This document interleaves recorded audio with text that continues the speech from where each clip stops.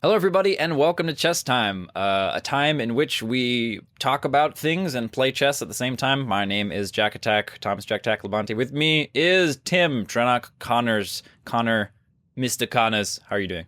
I'm doing quite well. Everybody always has the Terminator. Mm-hmm. Terminator, a joke with my last name. Yeah, absolutely, absolutely. Should have just gone So with being named Sarah. Would have fixed all my issues. it would have fixed all of your issues. All of them. Yep, and you would have picked Zerg because Sarah Kerrigan. But Yeah. so we have an opening over here. We're gonna just get right into it. And you opened e4. It's pretty standard shenanigans. The way I like to respond to e4 is called the Sicilian defense, and that looks like that with a c5. It's and right now we're looking at trying to control the center of the board, looking at opening the development. Right, we want to get all One these second. back pieces involved in the game. How do I? We may have to start again. How do That's I? okay. How do I see it live? The move, because I also don't see the move live. Oh shit, we should just make a live chess game. Wow. Because I do I have to refresh, or is there a setting for that though?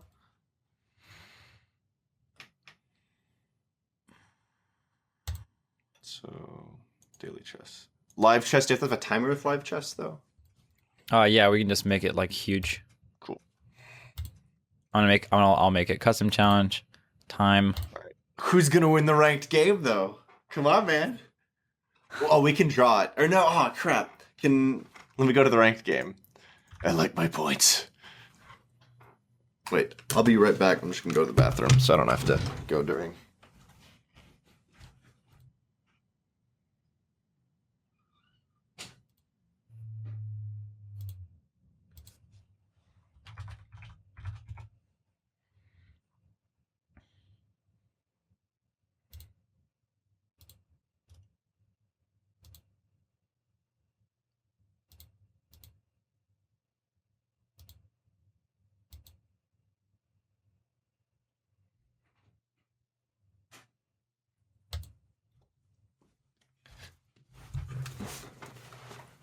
All right, back.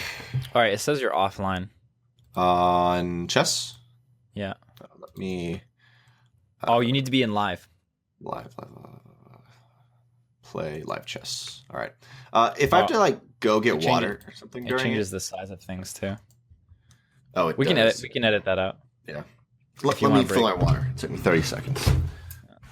Gotta run.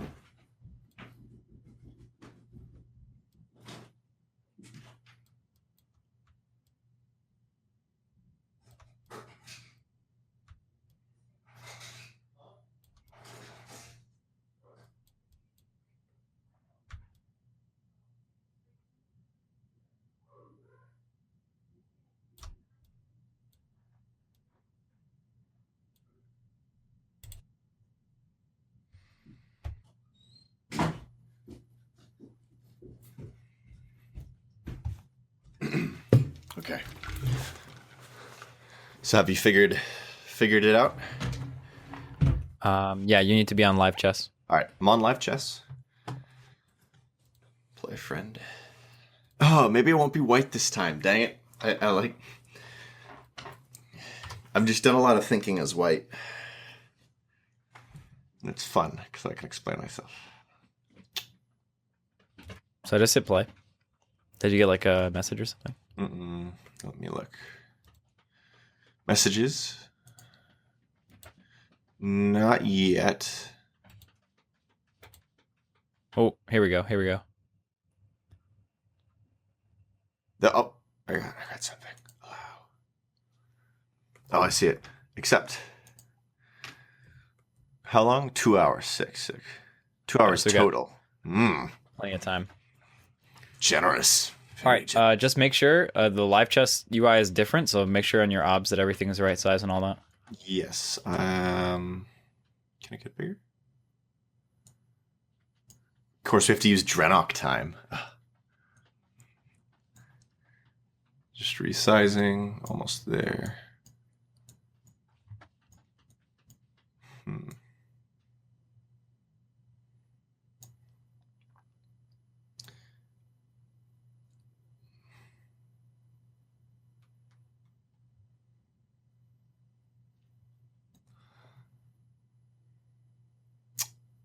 Okay, looks good. All right, have it resized correctly.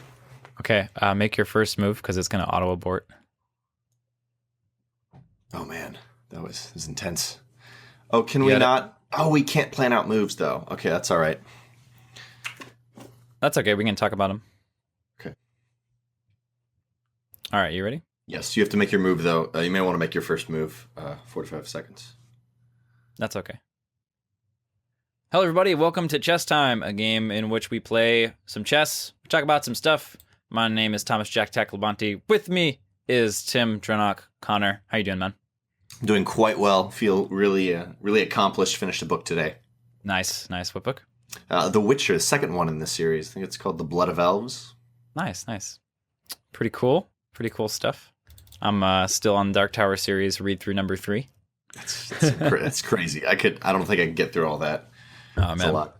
I love Stephen King too much. I have to read some more Stephen King pretty soon. But here we are at the chess game, and this isn't a normal chess game. This is a chess game where we're going to talk about all of our ideas and why we're making moves. No one's going to trick anyone, and no one's going to lose because someone didn't see a checkmate coming, unless we both didn't see it coming. Yeah, I was thinking about that. We both don't manage to see it. In which case, if we both don't see it, then okay. We're kind of on the honor system here. Yeah. But yeah, so don't worry about the time too much. We just bumped it up to maximum amount of time so we can hang out and talk as much as possible. This is the Sicilian defense to e4. E4 is a pretty common way to open up. It lets you get your queen out, lets you get your bishop out, and helps you develop. One of the things that I've been really focusing on is trying to develop first, or get better development and open up the board and things like that. So for your second move, walk me through your thought process, Tim. What are you thinking about? Well, e4 for me not only was trying to do the normal move, but also because I've been experimenting a lot with the King's Indian attack. And e4 is one way to start that off. You can also just automatically get your G knight to, I don't even know what that is. I can't even remember. I think it's f3. So you can do that to start right off the bat. But generally, I find that I don't have enough defense on the left-hand side of the board, on the queen side of the board. So I like opening up with e4. And then I think generally what I like doing would be a d3. And that's going to help me control the queen side of the board and then later go into the King's Indian attack. Cool. I'm not quite as versed in the exact situations of what's good and bad. So I'll be operating from more of a general chess philosophy standpoint. So I'm looking to get my pieces out on the board, make some developments. One of the moves that I want to make is I want to get this knight over here to f6. But right now, Tim has a pretty easy move where he can just take the pawn and move it up, and then I'm in big trouble. And generally, you don't want to move the same piece twice in a row. So I'm going to look to try and protect that square and make a developing move as well, and move my b knight onto c6 here. And that kind of protects this move and allows me to develop my other knight while making a developing move. Like, my goal here is to get all these pieces in the back, aside from the king, involved in the fight. And for King's Indian, I kind of like that move you just made, because sometimes I'll be playing King's Indian and the black opponent will just do a quick pawn attack, something like that, and it really screws up my structure. So I like that you kind of took the defensive way about it. So And you like that from my perspective, or you think that makes your position a little bit easier? That makes my position easier because I know how to play it. Not because it inadvertently is better for me, but just because I've played it a lot of times, so I understand how it works out. So with this, I could either go to d2 with my knight, or I could go f3 with my knight, one or the other. With the setup, both will lead to kind of the same thing. Yeah, so this is a sort of, not something that you learn right away, but developing the knights over in a d2. It's a bit tricky, right? So this is a more advanced opening. So when you go knight to d2, they're kind of be blocking off the dark bishop, the bishop that is on the dark square, right? Not you're playing light pieces, but the dark square bishop. So that's gonna basically add another move for you to be fully developed and out on the board. But because it is a very specific sort of opener, it's like it's understood that this is a valuable thing to do because of it's been done enough times. Yeah, And for right now, I think I'm going to go with G3 instead of that D2. Eventually, I will get the D2, but I like G3 because it allows me maybe to get a E5 with my pawn, and then I have some coverage right there to possibly push in the middle if that happens. So it'll be Yeah. a little bit of a transition from the King's Indian, but if I don't need to do that, then I can just keep going on my normal way. Yeah, I think that's kind of the thing to do, right? You open up in the way that you open, you're looking for advantages. Very similar in StarCraft, like playing Zerg. You open, 17, 18, 17, something like that. And you look for openings, and maybe you see a command center on the low ground, and that's, the equivalent basically of a vulnerable knight where you can move the pawn up and just sort of mess with that a bit. Yeah, So my plan, my plan to mess with this square to try and get my knight developed has been thwarted in a bit by your move. So I have to put more pressure on this square before I can advance. And I'm going to go ahead, and this is something that happens a lot in Sicilian, is move my pawn up to d6. And that will open up development opportunities for my light square bishop. And it also puts more pressure on this square over here, the e5 square. One of the things I love about chess is the notion of territory and which side is yours and which side is your opponent. You can clearly see if I go e5, now that you have d6 with your pawn, it's going to be super hard to attack that. You have so much control. It's on your side of the board. You could bring another pawn to defend, and it's scary to do that. But I love that you have that kind of a mechanic built into the game. So that's so interesting. I didn't even think about this. Like, next time we should totally set this up so like our cameras are on our side of the board. That would be cool. That would be pretty sick. So with that, I'm definitely not going to push forward like I was saying. That was more of an idea. If you do something weird, I can press the attack. So I think for now, I've often seen D2 played before, but as you said, it can kind of get a little hard when you want to maneuver with that bishop.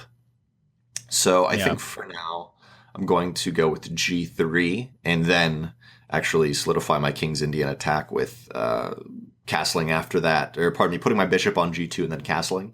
Right. One thing, though, I realize when I play the King's Indian rigidly in the early game, when I try to do exactly the King's Indian, is sometimes I miss other opportunities. So I'm also trying to check if there's some better engagement I could take, which definitely wouldn't be E5 because you take with your pawn, I take your pawn with my knight, and then you take it back with your knight on C6. Yeah. I think one of the easier ways, so like sometimes it can be tricky to do the math, right? The battle math to figure out who comes out ahead in a particular engagement. But a lot of times you can just sort of look at the pressure, right?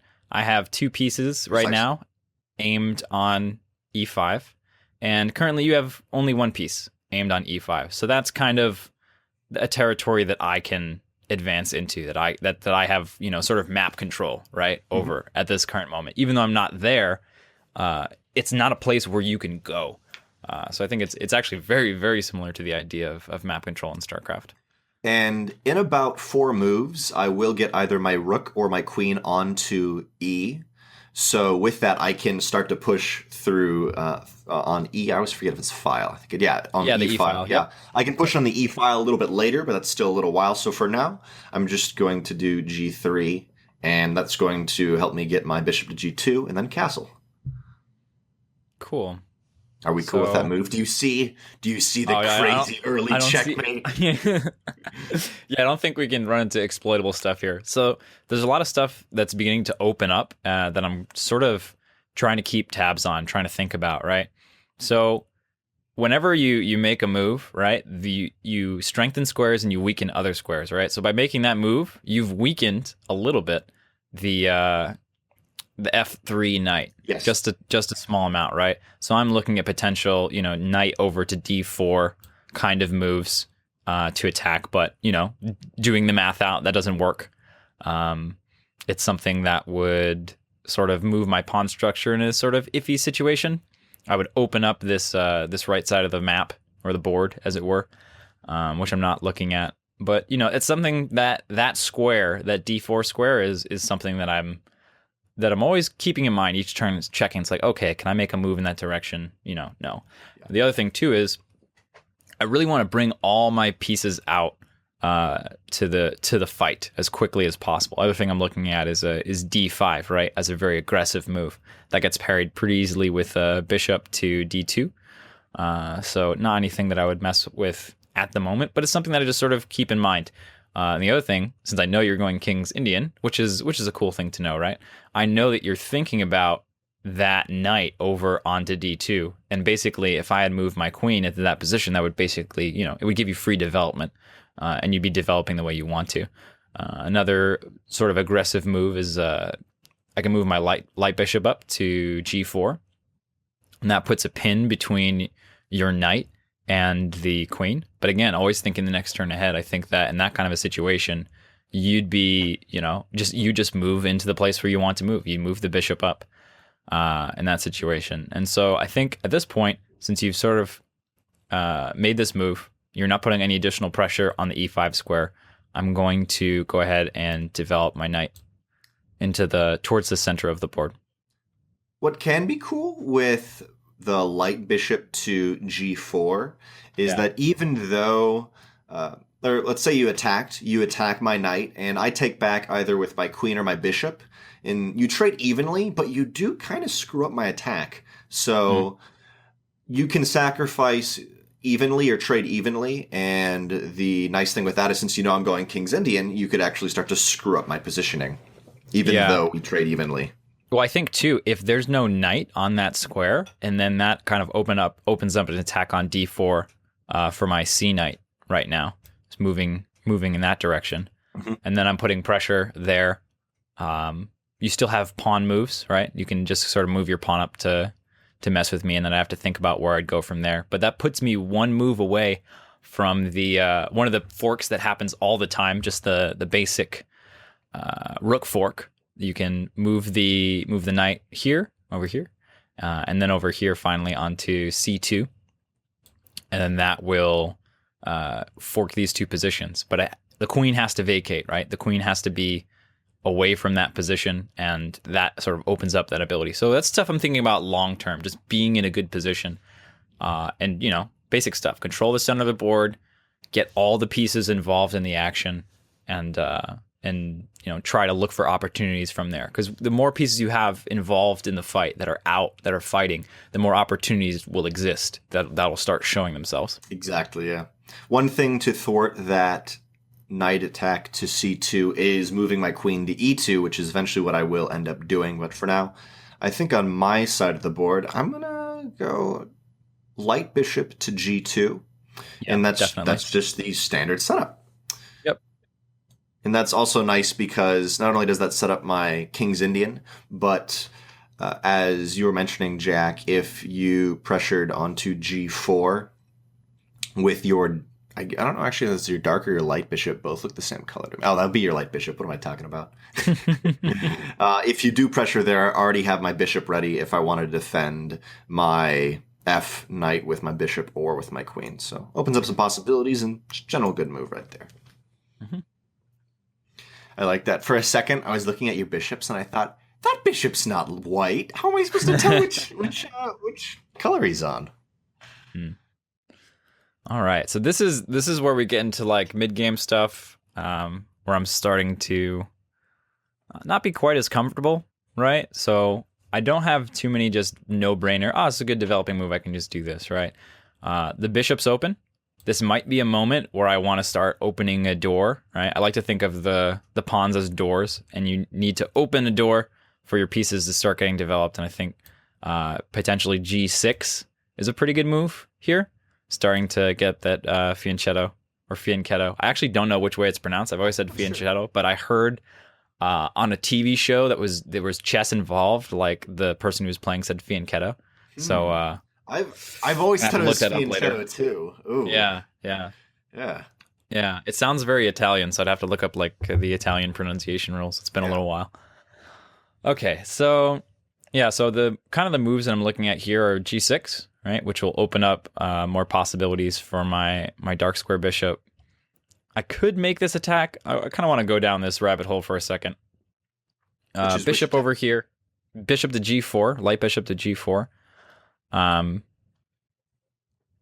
What kind of responses would you have to that. I mean, it would develop my bishop, but whenever I'm going that deep into enemy territory, and again, right, that line, it's amazing what a difference it is between being on the fifth rank versus the fourth rank, right? Yeah. So getting the bishop over here gets really scary for me. We have like potential. You just move your pawn up, your H pawn up, and now I have to back off.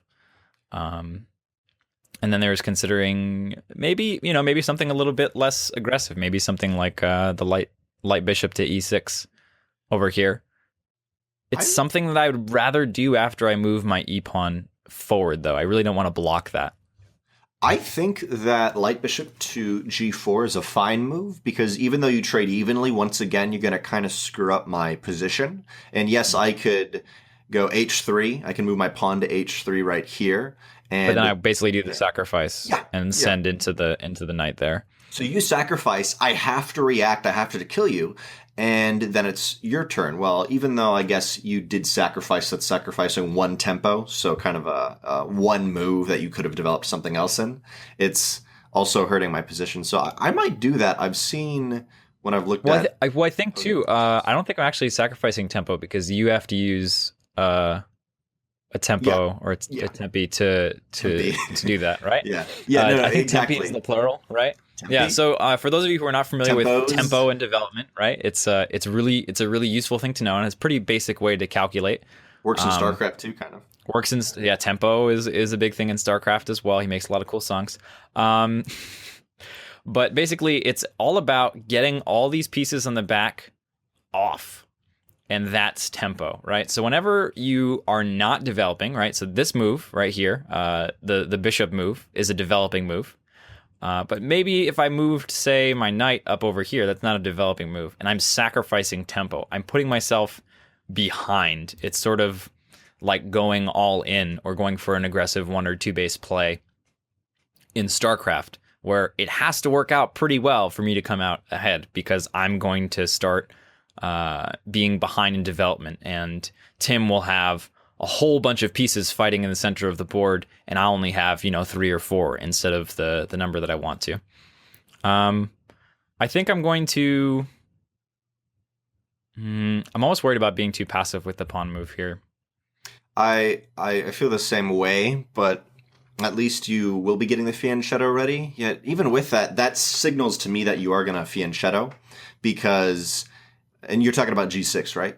Yeah, talking about G6. That would signal fianchetto, because if you went something like H6, I can see that's to defend my F knight from moving forward. But G6 is pretty blatantly a fianchetto, and that does give me some opportunity to know what you're doing and plan accordingly. Yeah. What is nice about fianchettoing earlier, though, is if I do go D2, which is the standard King's Indian setup, that you're going to have fianchettoed quicker than I, and it's going to be hard for me to get my bishop onto B2 myself, or on my own side. Yeah, so right now you can count, I have 4 pieces to develop, right?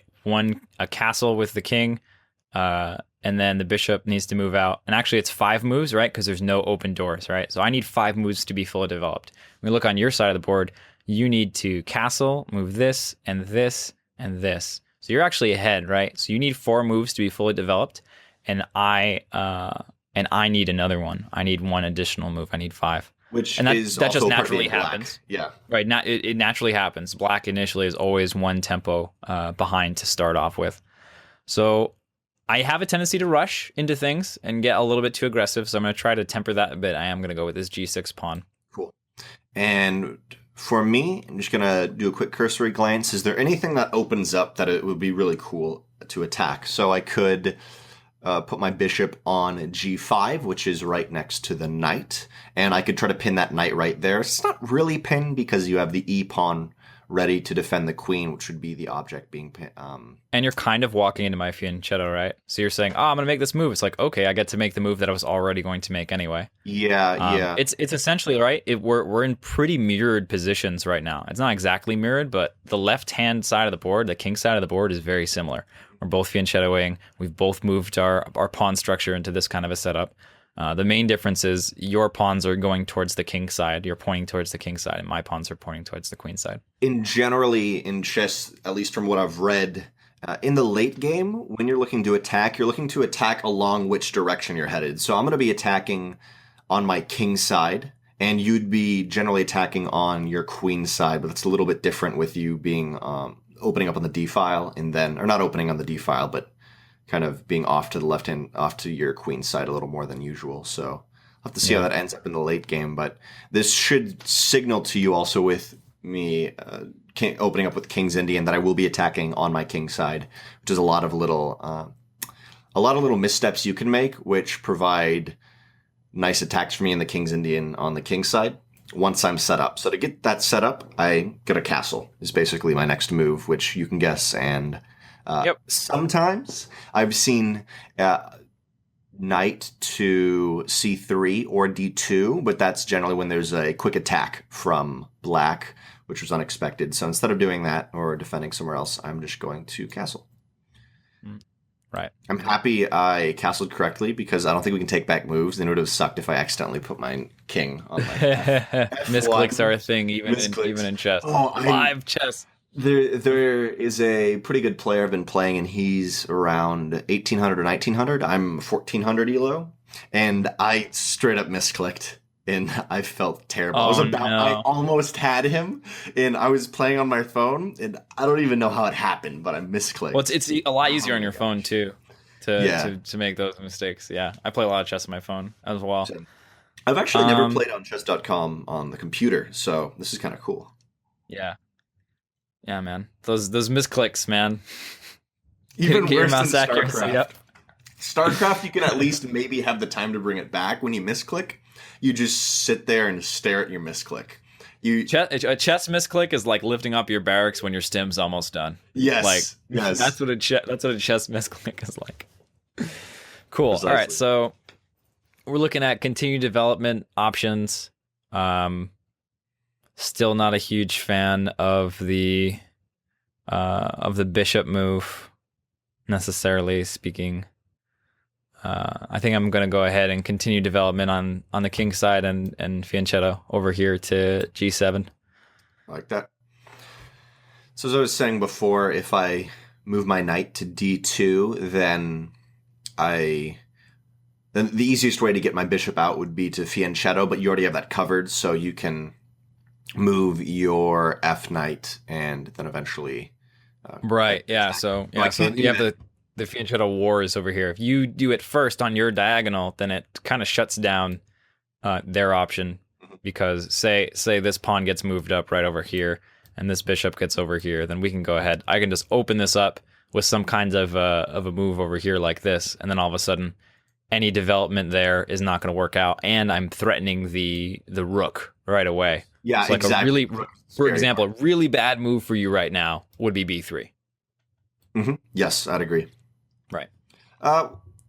Yeah, I agree with. No, I'd agree with that. I was trying to think of where my knight would be positioned, but that would be a bad move. So for me right now, I've got my castle done. I have this little just kind of a castle around my king at the moment with the 3 pawns. The knight is set up well, so you can cover h4 if you need to, which is kind of cool. You have your bishop also covering h3. This setup with my king and my rook and everything is very hard to attack. You generally attack it later on when the knight, or when the bishop is left. So for now, that's cool.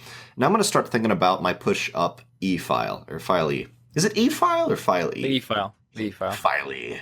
E file. File. So I think that I will put my queen on E1. Now, I have watched some videos with the King's Indian attack and how this all goes down, and I can't remember if they say not to put your rook on E1 or not to put your queen on E1. You're supposed to put one of them. So I feel like if you put your queen on E1, that shuts down your rook from participating for a while. Yeah. Whereas if you put your queen on like E2, that actually opens up additional options for your bishop and kind of covers everything in the same way. And it covers the attack you're mentioning earlier, and that I think I said with when your knight eventually gets to C2, and then you could, if my king was still there, you could Right. fork my king and my rook. But yeah, I think I'm going to go with e2 to set up some control on e, and that's generally a move I've seen when I've looked at the analysis of my chess games that is always just kind of a good move to do, is e2 with the queen, because you control the middle file, or you control e, and you also, as you said, you allow your rook to move around. You have that back line. And you're not blocking your bishop from development either, which is nice. Yeah, precisely. I feel like D2 would be a rough decision to be making, because it would shut down your bishop's a lot of squares. It would shut down 5 squares for your bishop. And that shuts down my knight too. If my knight wanted to move there, both my knights could possibly move there. And yeah, that's really sort of your own worst enemy there, kind of choking yourself up. Yeah. So I do think I'm going to go e2. There's one other move that I think you could go e1 with the rook as well. Yeah, potentially. So since you haven't castled yet, I feel like you're going to castle on kingside because you've Fiend Shadowed there. You don't have to, but it's a strong move for me to make. For sure. Yeah. So if you're on that right hand side, I think I do want to go e2 because I want to push the middle. I want to push the e file and then eventually get to your king. I feel right now that I almost have to castle unless there's a really, really good opportunity that I see. Yeah. And with that, I generally am going to want my queen because my queen is going to have the most opportunity to check you where you are instead of pushing with my rook up e as the first thing. And even though it's counterintuitive with sacrificing the queen in the front, you back up the queen with the rook, and then all of a sudden, any moves where only the king is protecting become bad, right? Yeah, exactly. But that can be a little bit scary if you had your queen in the front and you need to go into an engagement where you trade out. Your queen obviously will be traded, but there's not a lot of other abilities to trade the rook. The rook is going to be hard to get onto e2 because you have to move over to e1, then you have to move over to e2, and then you have to bring your queen over. So there's so many moves to be able to set up the opposite of that rook in the front, queen in the back, that I feel like e2 is just a better move. Yeah, so over here I'm kind of looking again at the c4 square because I like blowing things up. You're going over the c4 square with which kind of with my knight. Gotcha. Would be attacking your queen and your knight at the same time on d4. Excuse me. D4. Yeah. So if you the thing that I don't like about the attack on that is if I were to move forward in this position, the trade would be knight for a knight, but then I would put my 2 pawns on the same file, which is not something that I want to do, generally speaking. But with going on to d4, and I think this is actually a blunder because I wasn't paying attention. I think it's actually a blunder to go e2 right here because once you're on e4, you control c3, and my knight's going to be having a hard time to get out if I try to get out that way. So I wouldn't call it a blunder, just an inconsistency. A blunder in chess, by the way, is like a huge... a big mistake. It would just be an inconsistency for me to go e2 here. But I think you're okay with putting 2 pawns on the same line because you can then shut down c3. On the same line. I'm sorry, I can't. On the same file. Yeah. So we'll learn the words. We're learning the words. You can learn the words too at home, right? Yeah, we need to have words a like moment. Fiend Shadow and like Dora the Explorer, where we're like, do you, which word is it? I'm the board. I'm the board. I'm the board. That's the word.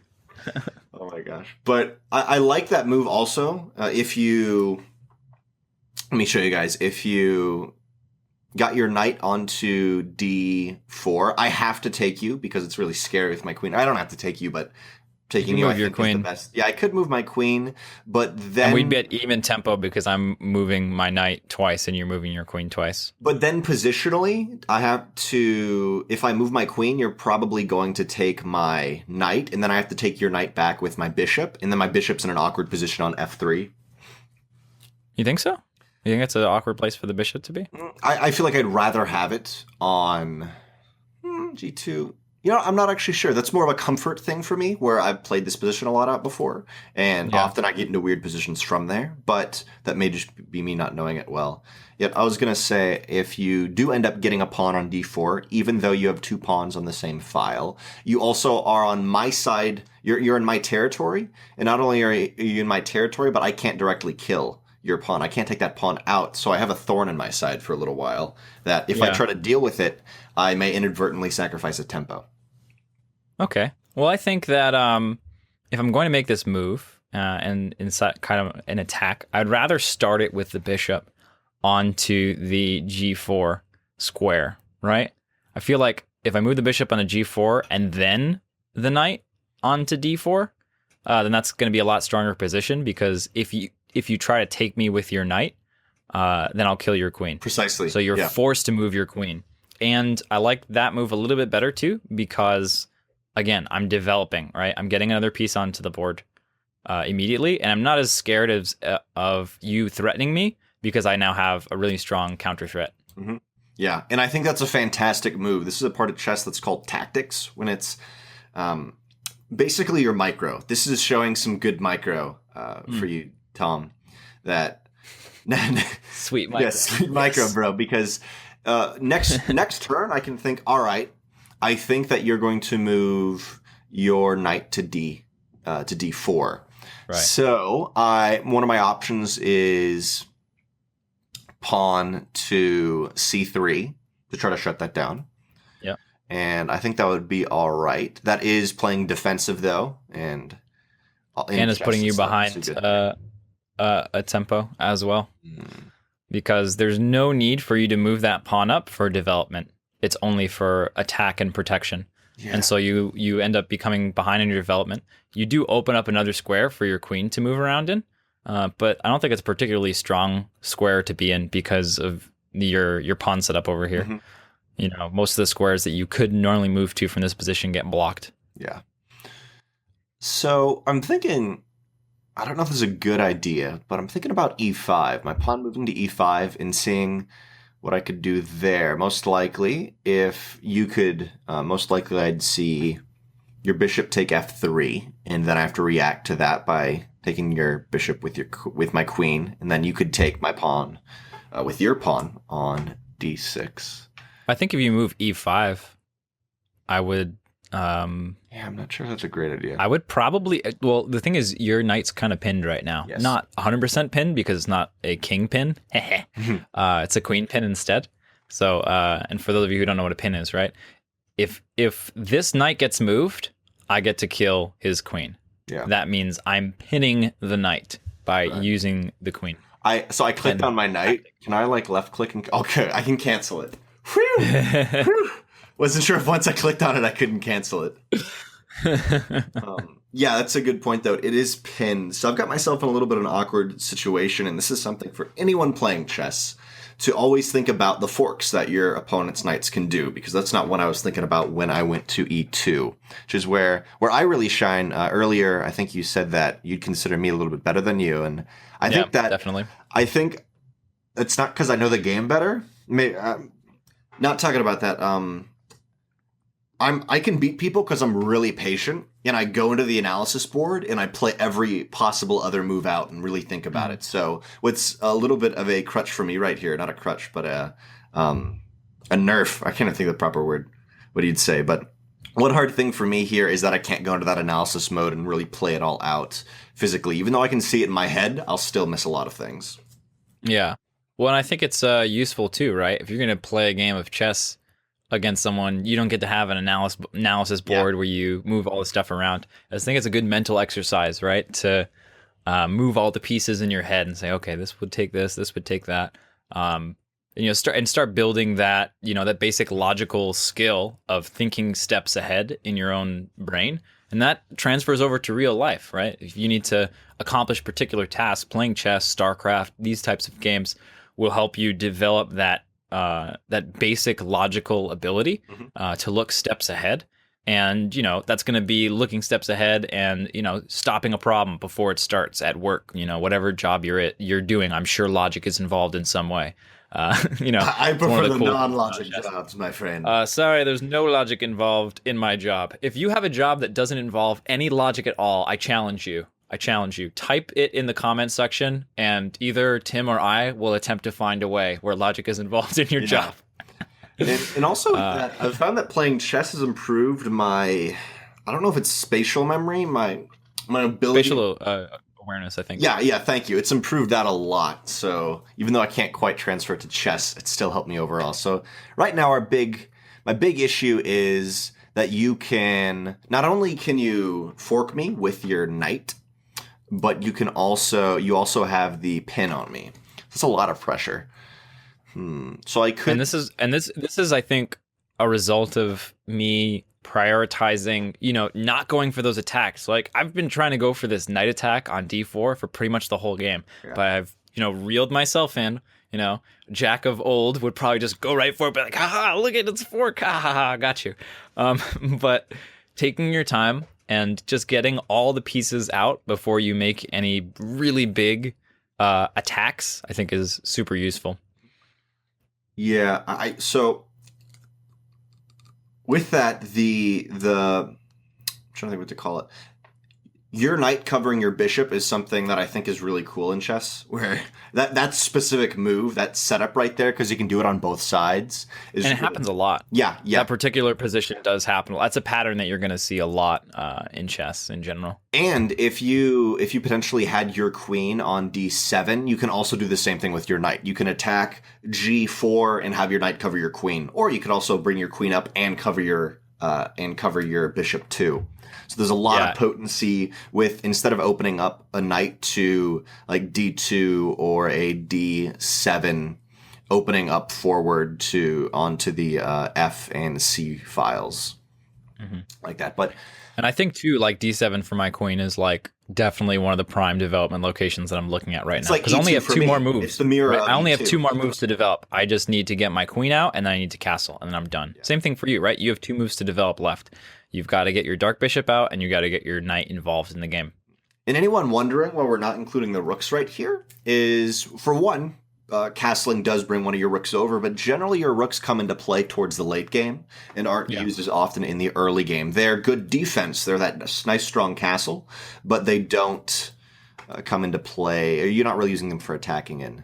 Basically, the way that a rook is considered developed when it's attached to the other rook, right? We move all of the stuff out of the back line, and once the rooks are connected on that back line, they become very powerful. It's a lot easier to move into a file.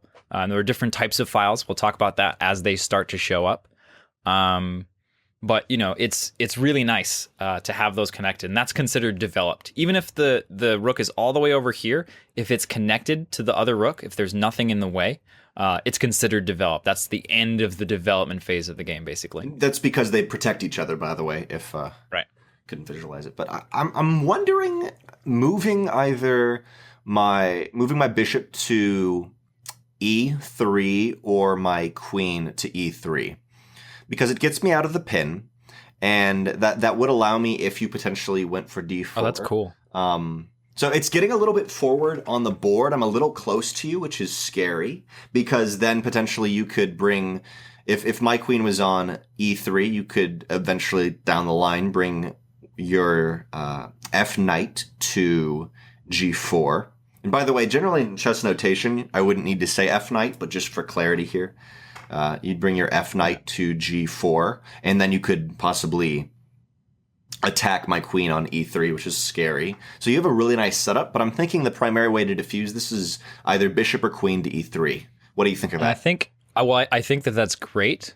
I like, first of all, obviously, I'm a big on development, so I think moving the bishop, because you haven't moved it yet, is really great. You get it involved in the fight. One of the things, though, that I would probably see as a response to that is queen to b6, because I attack your unprotected pawn, right? So once you move that bishop, that pawn is no longer protected. But secondarily, I line up the queen not only on an attack path long term to where the king is right now, but also I'm protecting and I'm on an attack path with that d4 square. Yeah. Right. So if I have my queen over there, and then I can pretty freely move my knight up, because after the trading is done, you come in with this piece, I come in with this piece. The queen is there at the end, and any sort of movement that you end up having with this knight is still going to hurt your queen. So I think it's a question of you hurt your development here, or or you move up the bishop and have to worry about that whole scenario. Because if you move the queen up, then you free your knight, which is really nice, which is really sort of valuable. Also, keep in mind, I do have the potential to... no, I don't. Not yet. See, I need to move my H pawn up to H5. Yeah, right. Yeah, which is a fantastic move. I love that move. It happens a lot against the King's Indian, where you can get eventually your pawn to H4 and put me in a scary situation. I think that may have happened when we were playing chess a few days ago. Yeah. Well, I think the other thing too is I can then my rook ends up, before I castle, right? My rook ends up protecting this bishop, and I can move the bishop out, and then your queen on E3 is in trouble. So right here, to have not put myself in this position would have been an E1 move for my queen, getting it onto that file, even though my rook can't support it as well. So now I kind of have the question, do I want to try to attack the D4 square, or do I want to pull my queen out of that annoying position? Even though I would lose some tempo right there, but I think that may in the long run save me some. Yeah, it might be the move to make. So I guess that I wouldn't want to move back down to D1 because that's literally just giving you an extra tempo. That could even 2 tempo. Right. Because that's the tempo. Yeah, you want. Yeah, in general, you do want to avoid moving backwards, moving away from the center of the board. If I can force you away from the center of the board, that's kind of a small little victory for me. It's not a tempo or a material victory, but it is a positional victory. Not only that, but I'd also still be on white, so you could still attack me with your bishop, so I'd still be pinned. Mm-hmm. And so, what do you think? I'm thinking bishop to E3, even though you can bring your queen out. I feel like I may just be moving my queen out to B6 next turn, almost no matter what. Mm-hmm. I'm starting to like it a lot. The more that I look at it. I could go E3, you go B6. Here, I'll use my mouse. So E3, then B6, and then the B2 pawn is potentially in a scary position. But if I can move my knight out, so maybe I could move my knight out to C3, then my rooks protect each other. So that's one way to fix that. However, well, your rooks protect each other, but I'd still get the pawn. Yeah, and you could possibly get my knight I could move my knight to but you'd D2. be forced to move your knight again. Yeah. And you'd be looking at... Could move it to D2 instead of C3, my knight. You'd be looking at B5 or D5, which actually aren't under threat at the current moment. So maybe it wouldn't be so awful. Wait, let me think about this. So I go E3, B6. Actually, no. You know what I could do? All I have to do to diffuse B6 is B2 pawn to B3.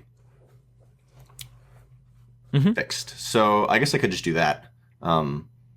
So bishop to E3 and then B3.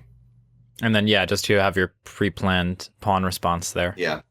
All right. I still think I'm in a good position on the D4 square, though. I agree. I think you're good. So I think that I'm going to end up going C3. And then if you still attack with your knight, I'll... If you attack with your knight, I have to take your knight with my bishop. Then you take my bishop with your pawn.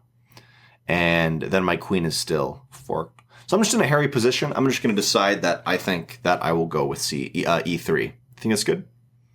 Yeah, I think E3 is the best thing that we've come up with so far. It helps you develop, and sometimes you can't see the end, right? And I think whenever you can't see the end, just try to develop, try to get your pieces towards the center of the board as safely as you can. Mm-hmm. And how I could have fixed this and not got into it is, of course, the E1 move instead of E2. But E2 is also a good move in general, which is what I was saying before. But how Jack had it set up with knight on F6, and then he can move his bishop out to G4. That's something I should have saw a few steps into the future and realized. So if you potentially didn't have your knight there, I could have done that freely. Yeah. I think, all right, so let's go ahead and look at that knight move again. Knight to D4, right? You take with the bishop, I take with the pawn.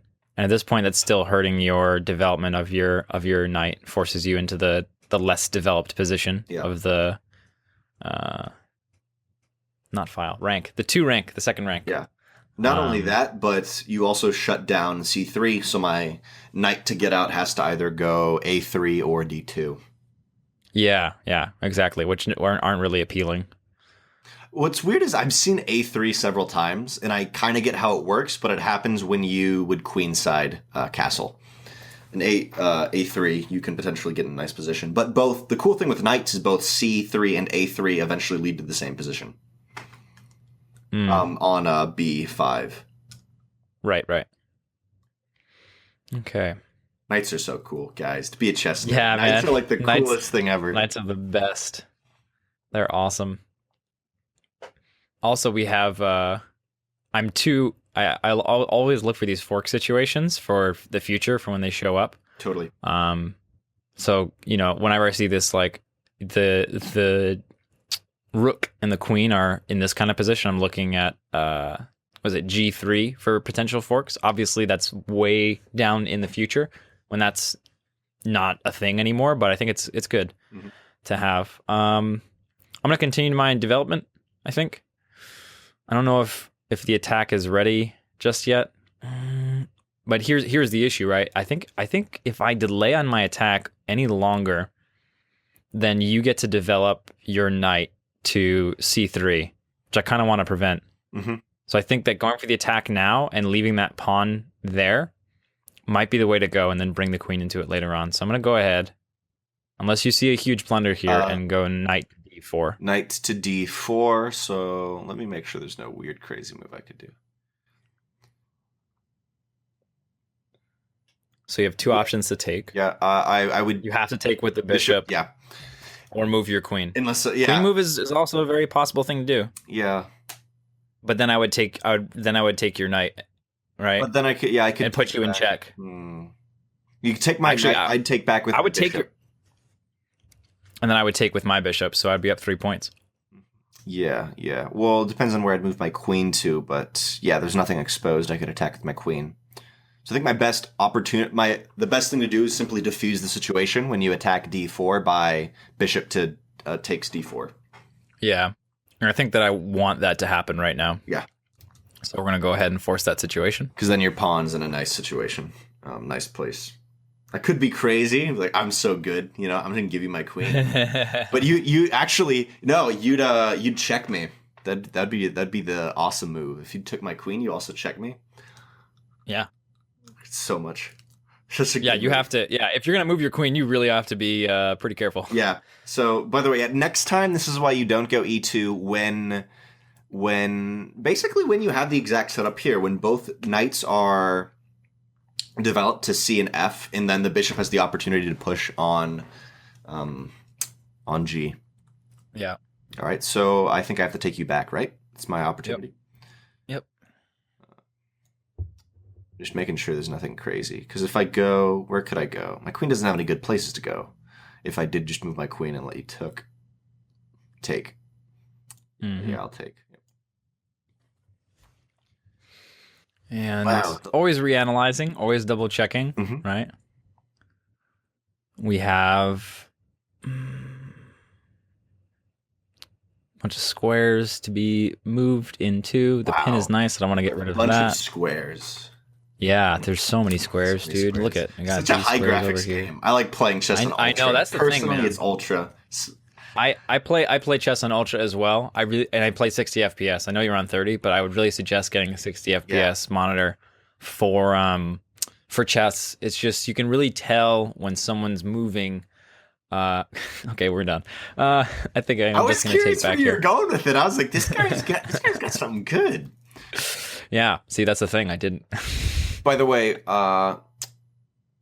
one thing with your pawn holding c3, and therefore my knight not being able to go to, or pardon me, your pawn holding d4 and my knight can't go to c3, is also that eventually if my d pawn is gone, the pawn on d3, then my queen could attack up on the left-hand side while also being covered by the knight. But since your pawn would be there, my knight can't go there. So you have a lot of potential with pawn taking. Yeah, I like this. I really like this pawn here. And the thing that I need to keep in mind is that as soon as you release this pin, I'm in trouble. Right? So as soon as you move your queen, I'm in trouble. But I'm pretty happy because I can't move my queen to any good positions. It's kind of yeah, you don't have a lot of room to work with here. I'm kind of pushing you into this corner, and your knight and your rook over here on A and B are so not even involved in anything that's going on, which makes me quite happy. thinking h3 to push your bishop back, and then you'd probably take my f3 knight, and then I take with queen or bishop. If I do that, I'm still behind. I'm still behind on development right now. You are me. I am. I am. No, I need to castle and move my queen. You just need to move your knight. Yeah, I guess you're right. One cool thing could be c3, and even though you still have the pin on my queen, then you might take me. I take back with my pawn that is on b2, and then potentially later. Now I've diffused the pawn. I've taken the pawn out of the situation, and now maybe my rook can get out on b potentially if there's a reason.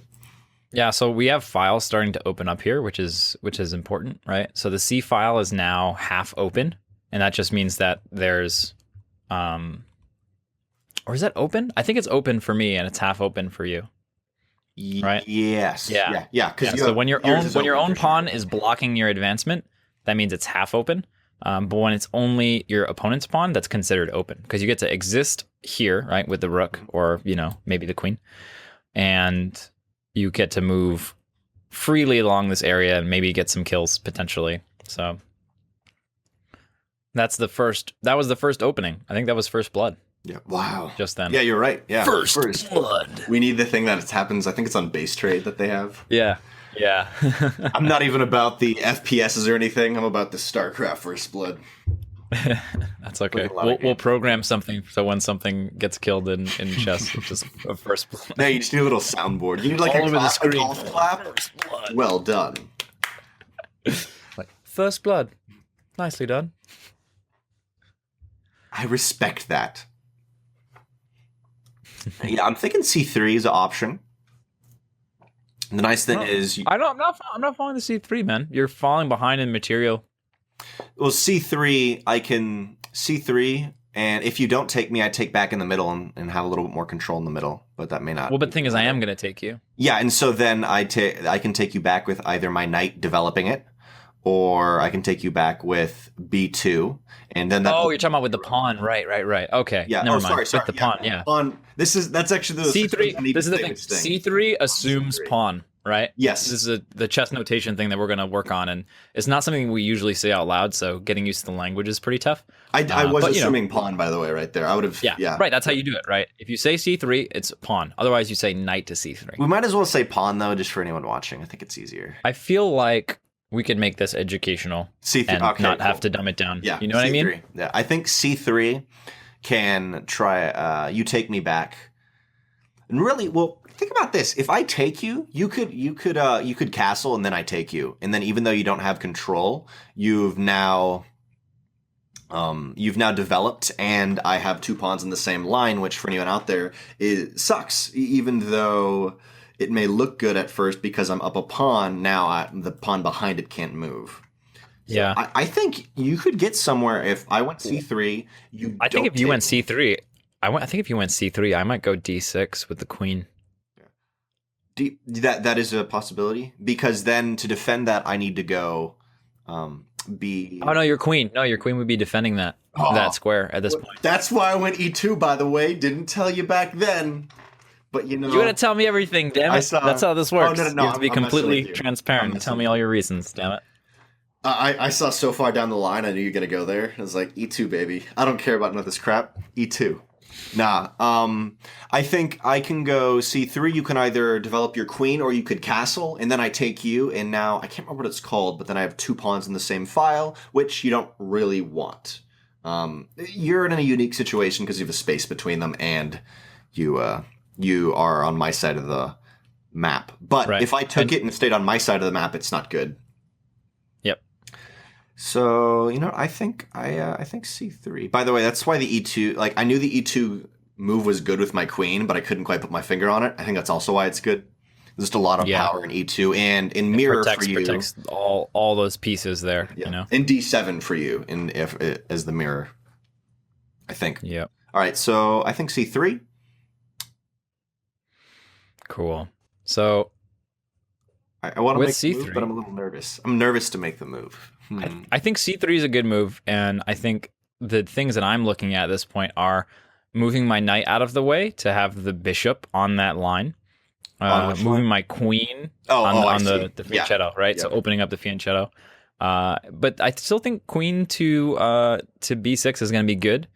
It'll protect me from the right, because you're still pinned, right? So you can't take yet. And as you said later, you could check me possibly if my F2 pawn moves. Actually, I don't know. I don't know if I want to put pressure on this with a queen. Right? Because if I do that, if I do that, then the pin becomes irrelevant, and you can trade evenly. If I use any piece but the queen, it's fine. But if I use the queen to take d4, then all of a sudden you're open to go ahead and take that trade. But you could take my rook. You could take my take rook, your rook though. afterwards. Yeah, still a better position for me. So you'd be +2. I think b6 is a nice move, but it's my turn. I want to make my move so I don't waste too much time on my clock. Because notice I've talked for 20 more minutes. And right now he has an hour and 40 minutes left, and I have an hour and 22 minutes. So I don't think we're going to use that whole time, man. Yeah. I hope we don't. I intentionally set it like super high. I'll try to set it. I try to set it as high as possible, and it just defaulted to 2 hours per. Yeah. You just go 1,000 minutes. 1,000 minutes. All right, C3. 925,000 whatever minutes. Are we cool with C3? Yeah, I think C3 is a good move. So, just FYI, if you had a drastically different game board, I could take F4 with my knight. Yeah, you'd take my queen, but if you had your what's it called, king for some reason on either C7 or F8, then eventually I could get a attack on your queen with my knight, or I could hook them, but not hook. I'm sorry, I could fork. But that's a completely different game board, so it's irrelevant. But I was just considering that whether or not I could trade my queen and actually end up getting a check. Yeah, and that's the good thing to think about too, right? Whenever you're under threat, you're in a situation, you want to think, okay, I can move the piece that's under threat. I can, interrupt some protection, or I can go ahead and make another attack. That's a couple moves away, because you get to move, your opponent moves that, and that's taking your piece, and then you get one more move to make up for the fact that all just happened. That's when I think you were talking about playing chess with Axel Toss, and you said that you'd make a move and look over to him, and be like, "That was the move that."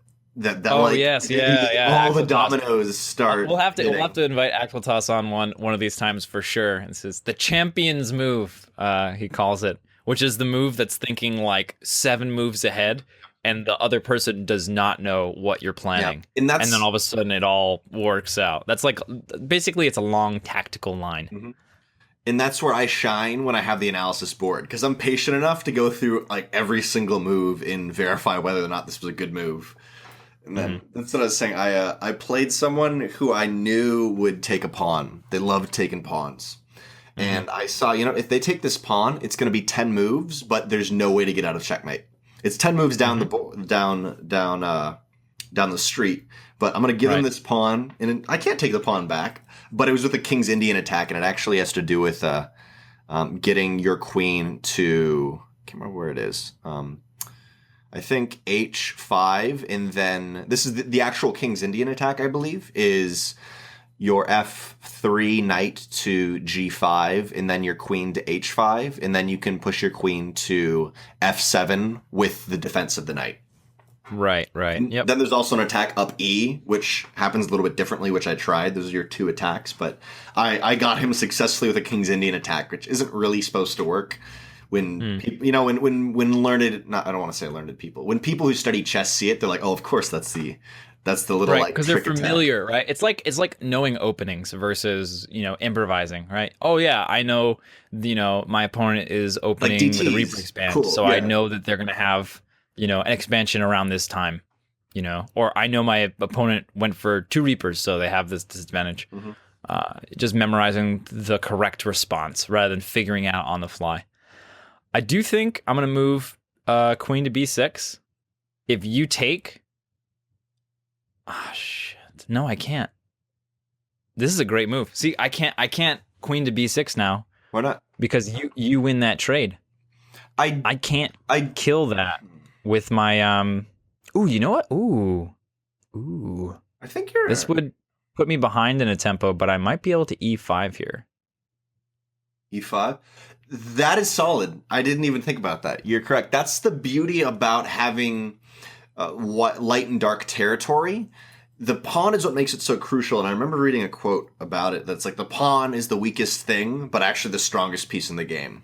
Where you can move, of course, you can move up 2, and it allows you to protect something in enemy territory on 4 or on 5 if you're for white. So you can actually make a big leap forward and defend that. It's like Colossus range. You have your wall of zealots or something, and your Colossi holds it. And even though your Colossus is very fragile, it can do a lot of damage. Yeah, that's not a great example. I need to find something that. No, I think it's a pretty good example. I like that. It's like having thermal lance, right? It's like and your d4 pawn is literally a meat shield almost here. It could be the meat shield, but it's just going to be right up in my face, and I kind of have to. I don't know what I want to do with this. It's kind of putting me up against a wall. It's banelings. That d4 pawn is a baneling, bro. Cool. Yeah, so I think that's one of my better moves. Another move that I might be able to do is move my knight. I think either way, I'm losing more development here, which is unfortunate, right? This is what happens when you make attacks. Usually you end up behind a little bit on development. I really want to move my queen. I really, really want to move my queen, but I'm having trouble seeing a way to do it. It's a really cool move. I think that's a move you're going to take in 2 to 3 moves, though. It's a cool setup and positioning move because you can maybe attack my king eventually on. You also can put some pressure onto A and B, onto my queen side of the board. So I think it's cool, but that's a move that waits 2 or 3 turns, and I'm not exactly sure how many, but I've found also when I've analyzed my games afterwards, and on chess.com actually, if you play a game, it'll analyze it afterwards. There's a lot of times where I see that really cool move, I take it, but I needed to wait a couple turns. You just have to be a little bit patient. You see the cool move, but the board with the same thing with that I think I did successfully earlier with the knight attack. So I think I am going to go ahead and sacrifice even more development as long as you can't put me in check. Because if you put me in check and I can't castle, I'm going to be so mad. I don't think you can. So we're going to go ahead and take the E5 move, I think. What do you think? Wait, let me look at it. E5? So you go E5, I take D4, and you could take back, and you still hold that position. So that really sucks for me. Yeah. I like that E5 move. Yeah, I'm down. Yeah. I'm down. I think it also opens up another avenue of attack for my queen eventually, and it's pointing towards where your king is. So I kind of like that. Oh, that sucks because I take you, you take back, and you still hold C3. Hold C3. Yeah, we're basically in the same situation, except now there's a ridiculously open file that I'm going to try to get a rook on as quickly as possible. So yeah, and thinking about that in my head. It would probably be. It would probably be your A rook. No, man, my rooks jump. I have jumping castles. It's crazy. So you could get there first, though. Yeah, that's what I was actually thinking. You would have the first move. Mm-hmm.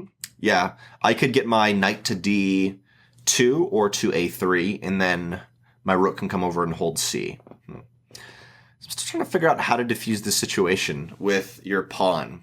And I say diffuse, by the way, when I'm thinking about that, it's when there's something that's up in your face in chess that's on your side of the board, and it's just ominously there.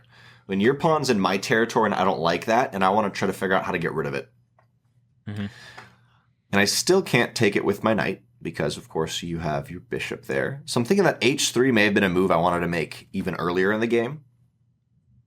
Because that would allow me to shut down G4. But for now, just sort of accept, like, okay, this is the way it is. When I play against computers, the computer, generally that's what happens. Pretty early on, you see either H4 or A3, or you see a G3 or a B3 to defend against a knight attack onto either C, A, F, or H. Yeah, some of those moves that the computer will sometimes makes, especially with the side pawns, right? On the H file and the A file. I'm usually confused. I'm like, why did you do that? All defensive, I always know. It works. It's really, really effective. It's really, really nice a lot of the time. And it's not something where you have to look 20 moves down the road. It's simply, is he developing a lot with his bishop? Okay, I could go H or A. Is he developing a lot with his knight? I can go G or B and then shut that down. So for now, I got to think, do I want to... If I take D4, then eventually you still control C3. Or do I think about your rook? And I think if I go knight D2, both my knights can go to D2, so I actually have to say my B knight. B knight. Your B knight, D2. Yeah. You can take C3. I could take back. And you probably don't want to overextend with that pawn. I guess you could, but I don't think you'd take me. I think you'd leave that there. There's just this grenade we're both holding in our hands. Has that happened to you? There's so many games I play versus the AI. Oh, yeah. Where we both could have this huge domino effect across the board, but both of us realize it won't really work out too well for us.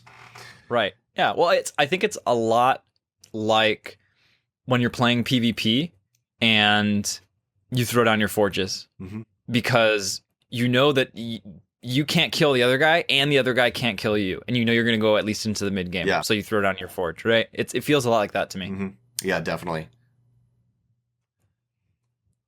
And then you have the one guy who's like, I was forgetting you the entire time, idiot. That's happened to me. That's the dude in chess that only does the 4 mover, and when it doesn't work, flips the board and walks away. Yeah. You're completely correct. Yeah. All right. You know what would be crazy?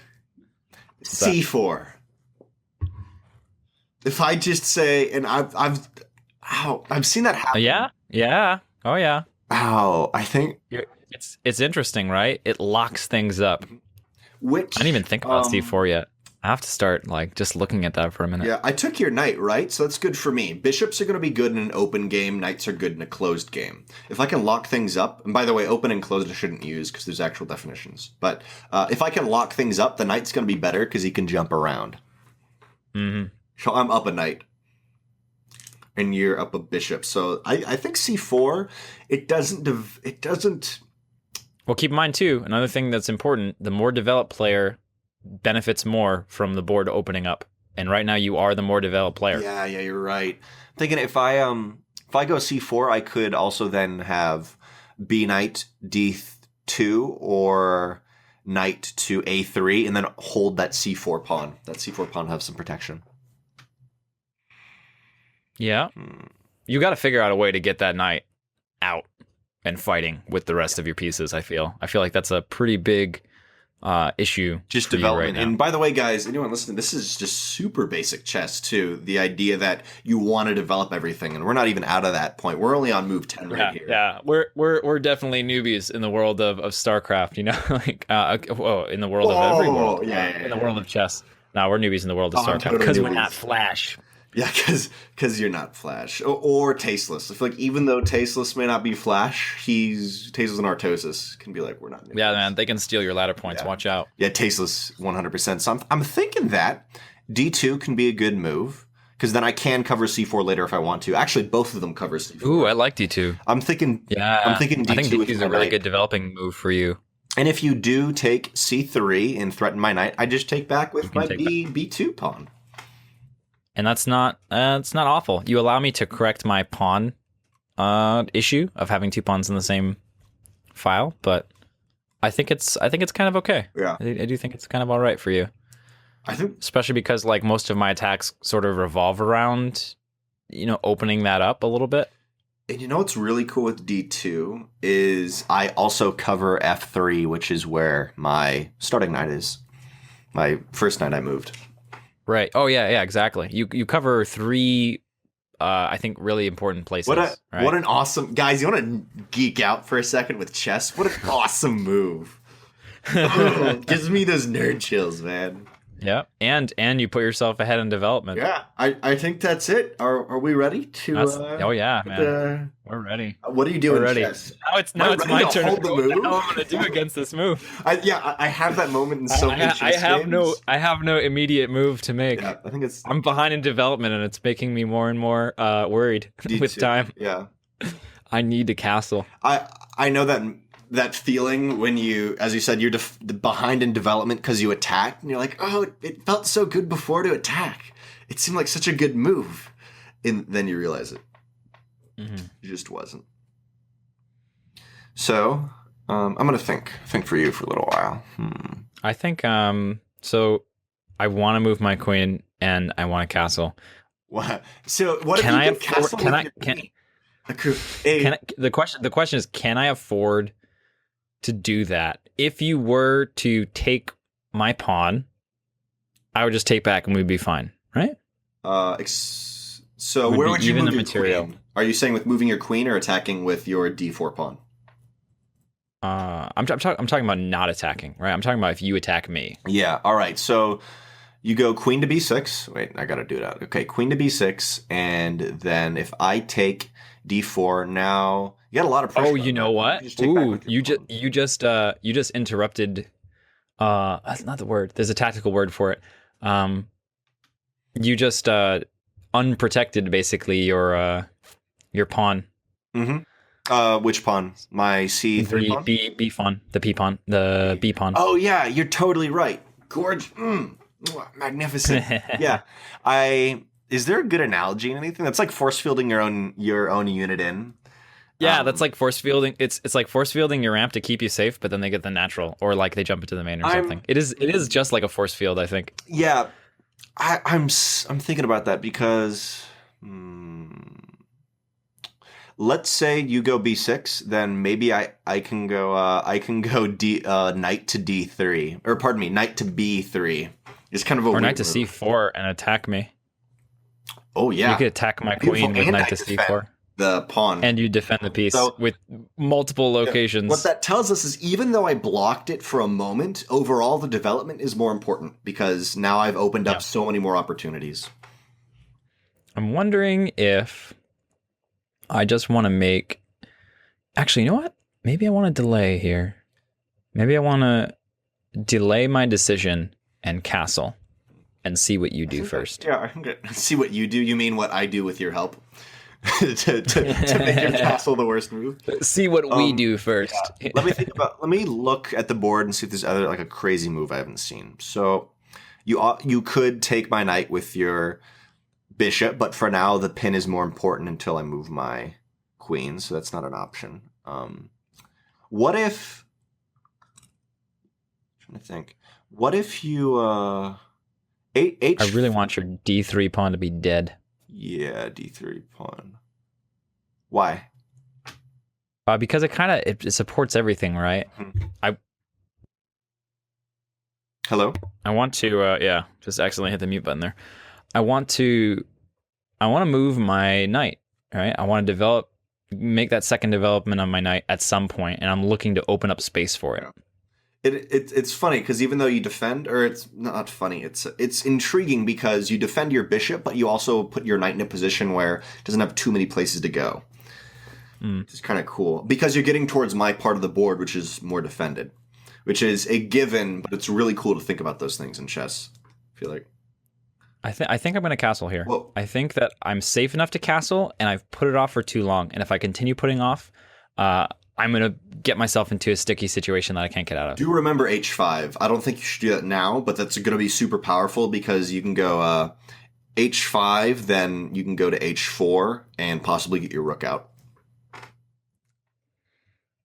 It's down the road, and I would defend. Yeah, but if I castle, I don't have that. Oh, you're and I can't right. castle queenside. I don't have a good defensive structure on queenside to castle. All right. I think you're all right to That'd be really castle. It's a dangerous. safe thing. You mirror me. We both have the same defense. But then I'm a little bit more developed than you, and we're mirrored. So I feel like that even though I'm in a tricky situation, I think I've managed to come out ahead. I have more control of the center, though. Yeah, I agree. You do. That's my advantage right now. It's like StarCraft, right? Sometimes you have the tech advantage, sometimes you have the econ advantage, sometimes you have the army advantage. Like right now, I have like the central control advantage. And for anyone who doesn't know, it's like these four in the middle, these four squares right in the middle. That's what you want to control. And right now he has more control than I do. Yeah, well, and it spirals outward, right? Those four squares are the most important, and then the next 12 squares around that man. are the next important, and then you keep going outward because that's as much math as I'm doing on stream. Yeah. I was impressed by 12. I was really impressed by 12. Okay, so I can. So I've given you some time. You can now develop, make moves, make my life miserable, get out of this situation that I've put you in. That was supposed to help me develop. That was supposed to help me get a development advantage, but unfortunately, it didn't work out.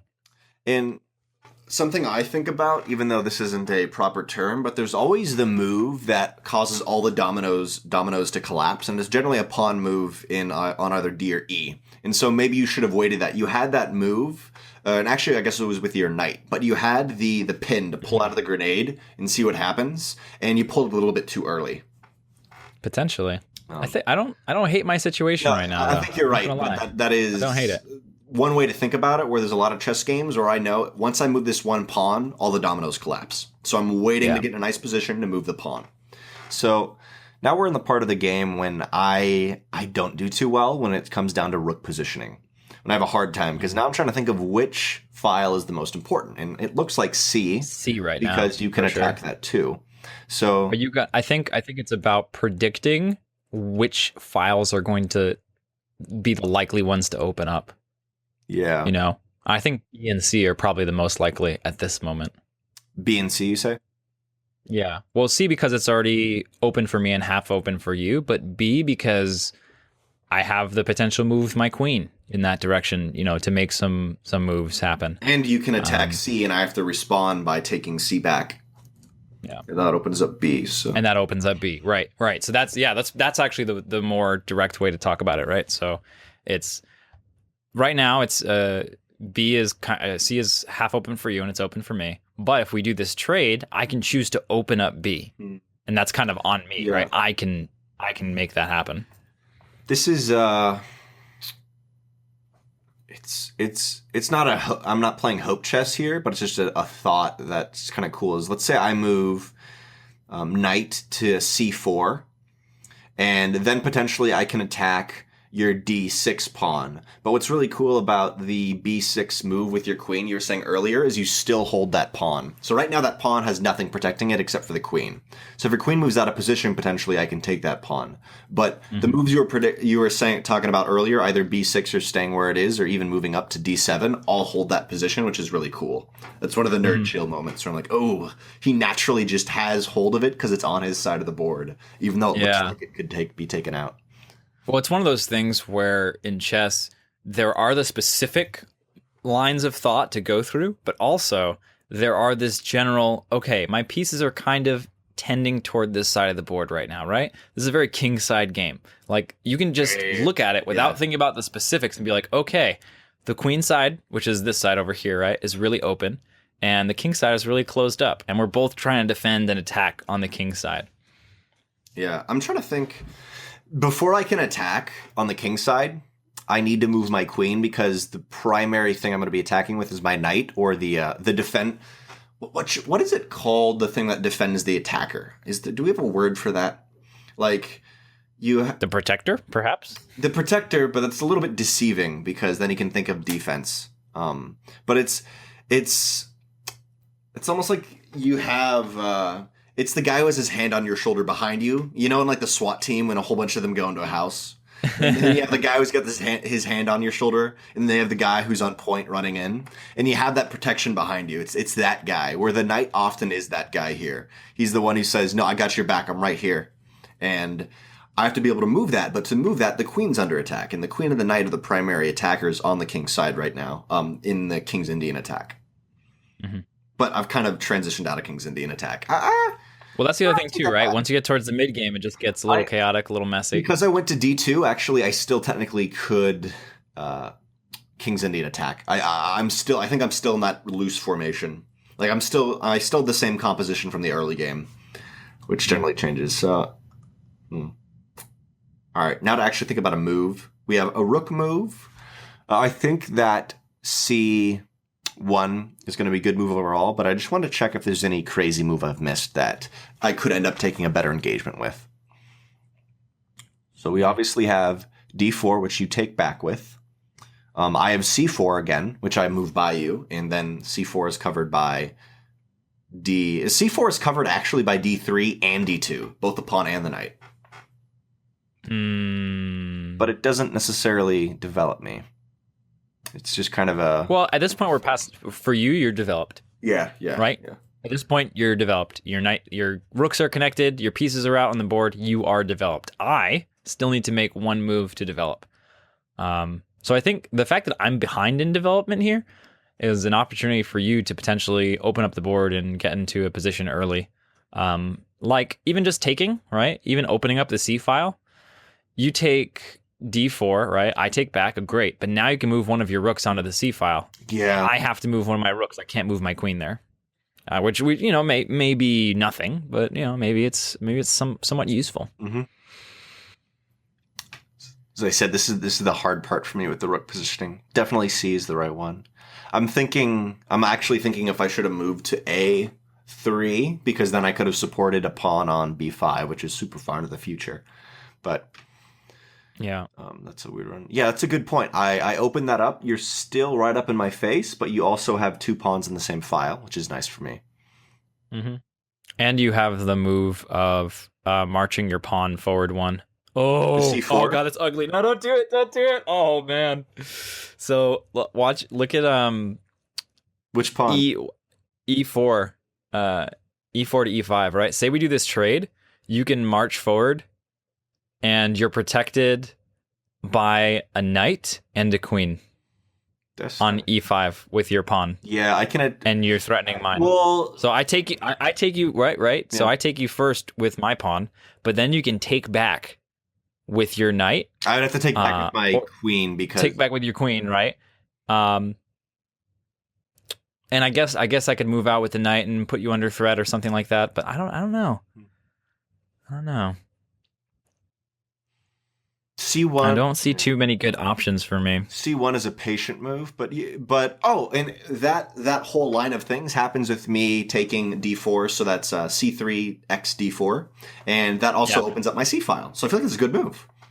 Yeah, I think that accomplishes a lot of things you're looking at. Yeah, that you want to do, and I think that because there's going to be some kind of an onus on me to either take control of that file before you do, or even up the material, then that puts me in a tricky situation where I have to choose between getting one thing or the other, and I can't have both, which is good. So I think taking D4 is good then. Yeah. Looking on the right side if there's anything. Not particularly happy about that at the moment. All right, I think it's going to be my move. Then eventually I'll get my. So, sorry, 1 second. If I take D4, you could also move your rook to C and already have that preemptively. But then I just take E5 back. I take E5 also, so I would have a 1 pawn lead, but I wouldn't be in a great position. I don't know, man. Getting the material lead and just moving that pawn up and messing with my pawn structure, I think is. I already have messed right? with your pawn structure. I've got it in your mind, man. Got it in your mind, forced you. All right. Hey, my pawn structure is messed up. So I mean, I think this is as good as it gets with pawns in the same file. But well, I'm going to also mess up my pawn structure a little bit by taking you if you don't take me. But true. But then you get 2 for 1, and that's All right. So I think you said to take D3. I'm super nervous about this move for some reason. D4. Yeah. Pardon me. D4. Yeah. With my pawn, right? I think that's a strong move. No, you know how you have that nervous feeling in your stomach? You know what I'm talking about? Is that a thing you have? That's what I had right there for some reason. Like I felt this odd nervousness where I wasn't really sure what to do. But cool. So now it's your turn. All right. I think we spent 20 minutes on my turn and like a minute on your turn. Oh, you spent 9 minutes and 23 seconds, but yeah. I meant overall, the vague analogy. Yeah. Because you have 15. No, you have 25 more minutes than me total. We could go down to the clock. We could go down to 0 and you would win. It's possible here. It's possible. We're only on turn 12. Most of my chess games go to 40 to 60 moves. Yeah. I think the moves start going faster as it gets going, though. Yeah. Once the middle is cleared, you got a lot of very clear decisions to make. Okay, so I take back here, and I'm fine. You're gonna get control of the C file, which I'm not totally happy about. But if you were to take me and I were to take back, I would be behind one material. Do I want to use that to make a move happen? It's a good way to think about that. If I do get the material advantage that gives you the free move here, which is always something you can decide. Right. Like it's the decision of making the sacrifice to take the position instead of the material, right? It's basically tempo, position, material, right? To me, those are like the three main advantages that you can have, and you kind of trade back and forth for those three resources. Which is the possibility earlier on what we were saying of moving my F knight forward, and even though I'd lose my queen probably and my rook, maybe I'd be able to get into a good position where I end up doing something. It's willingly sacrificing something else. It's willingly putting all your APM into something, realizing you're going to lose your main, but you think you can kill them quicker. Yes. I think that's the appropriate analogy. Oh man, this game is so choked up. I love it. This is how I thrive. No, it sucks. It's dope. I play with knights all the time. This is the beautiful game here for me. All right, I think I have to take you back here. Oh, dang. Yeah, I think you are. What? You didn't want me to? No. That was for the people right there. They needed to know I was worried for them. Okay, all right. That was a worrisome move. But I've already developed my knight, so there's nothing that could go to C3 or E3, I guess, other than my queen. All right. I'm wondering if earlier on I should have tried to reposition my queen, but there never was a good position. It was E2, and then everything else has been in defense of E2. Yeah, your queen's been choked up quite a bit. The thing that I'm just upset about is that my queens and rooks aren't in the game yet, and I think I really need to get them there. This knight is choking me up quite a bit. The bishop, even though it's fianchettoed, it's not quite as great as I want it to be.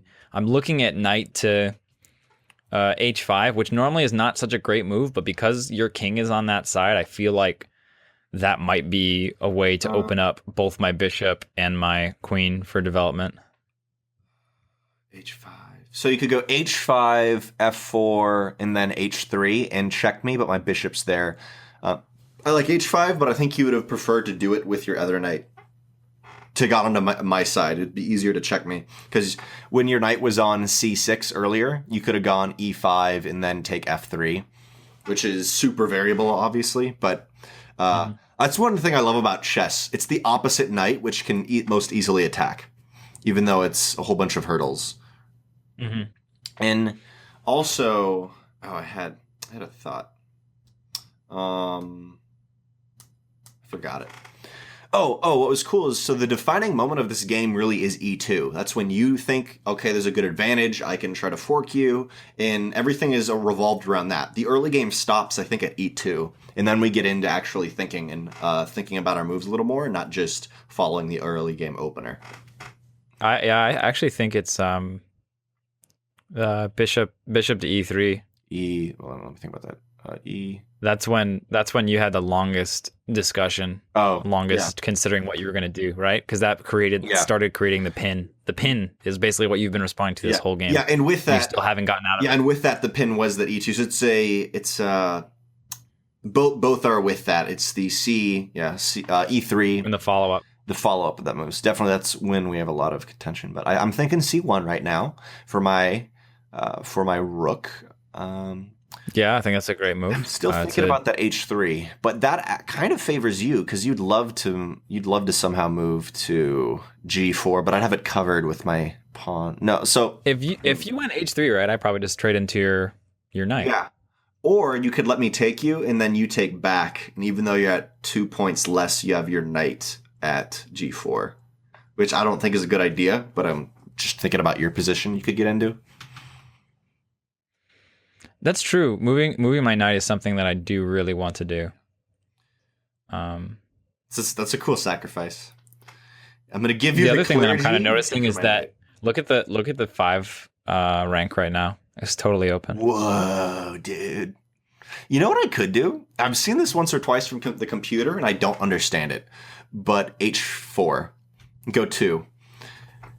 I don't really understand it, though. No, I don't think it's in this game, in this position. I could also just, instead of deciding C1, I could go B4 or A4, which I've often seen from computers I've played when it's preparation for the late game of taking that empty, because not only is 5 empty, but also notice that A and B, even it's not empty, but there's not a lot of presence. Yeah. And we have a little pawn island. Both of us do, right? Over there. So I'm thinking, if I go B4, how do I defend that? I could either have A3, or I could also go A4. And my knight would not defend either of them, but eventually if I move my knight to C4, then I should do this with my mouse. My knight to C4 right here, maybe I can cover the A file. But that's kind of an if. That's almost seeing too far down into the future, where I may miss my C1 move.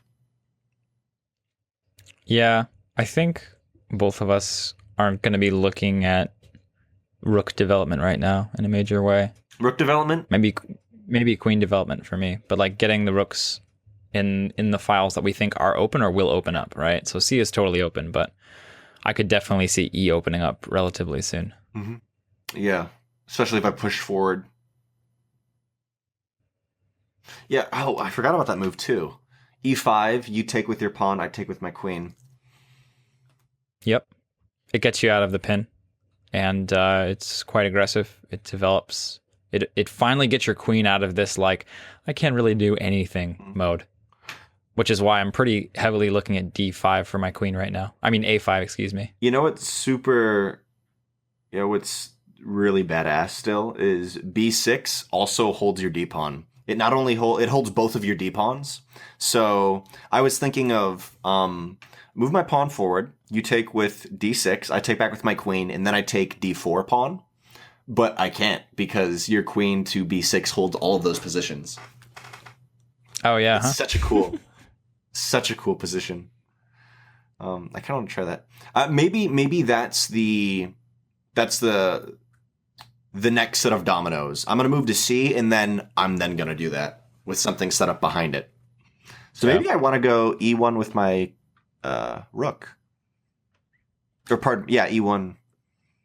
Boom. Yeah, start setting that up. If you take E1, though, I'm going to take C1, and vice versa. I think at this point, it's those two files that we're looking at, and you get one and I get the other one. Let me play it out in my head. So I moved to E1. You could take C1. I move my pawn forward. You take. I attack. You do cover. You do cover D4 by going to B6. However, my knight, which has been pinned this entire time, also defends that with if my queen took D6 too. Or D4. Pardon me, D4. Getting yourself out of this pin is a really good side benefit to that move as well. So or this sequence. Yeah. I think I'm going to try E5, and with that, I guess this is another defining moment of the game. I think E5 is going to be the defining moment, and then the earlier one with the bishop and the queen. Yeah.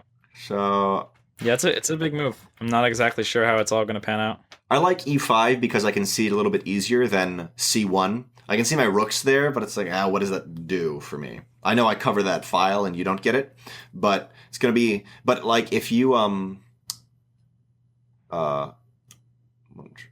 attack on C, or pardon me, if you get your rook to C8 and can attack C1, I still have my rook on the back file on 1, so I can defend. I can take your rook, so we trade evenly. So I think E is the more important file right now. Yeah, so I think E1 with my rook and then push, right? Or E5. Or you might want to E5. So if you move the rook, you give me a chance to set up. Yeah. Scratch that. So, yeah, E5. Like I I think I think this is the time where you can attack, because if you wait another turn, I'll be in a better position to defend. I'm gonna go to the bathroom really quickly. I don't know if you want to. Cool. Actually, so will I, because it's my turn and I have way more time than you. So we'll just cut the VOD up. We'll see you guys in a sec. Okay, so I hate this. Oh man. Ooh. Rook to E8. E8. That could work. That would I don't want to deal with this scenario, and rook to E8 is a way to do it. It's a nice pin, and you could take, you know what you could do? Rook to E8. I might go C1, might do something else, but then with the pawn that with your D6 pawn, you could take E5. Well, here's the deal. And then push forward. I'm pinning you in 2 locations, and the only areas that you have to move only release one of the pins, not both of them. So if I pin you in 2 scenarios and you unpin, I can just focus on the unpinned piece, and you can't unpin both at the same time. Right. So that's the danger, right? So if you put all these pins on one piece, and then you set up stuff like this D4, this super vulnerable, right? D4 pawn has been hanging out here forever, and the only thing that's keeping it alive is this pin. So as soon as that's gone, it's like, okay, now it's something that I have to deal with. Yeah. I really, really don't like the idea of taking this with a pawn right now. Just because you take it back, right? Well, normally I'd be really happy about that, but I take, and you're going to take back, and you're going to have a material advantage on me. I think E8, because if I take, you take my queen. Period. Yeah. By the way, yeah, I do like that the best. One move also I could have done earlier is knight to now that I've removed the E5 pawn, if you did put your rook on E8, then I could have knight to D3 and then knight takes D4. Or knight to B3 and knight takes D4.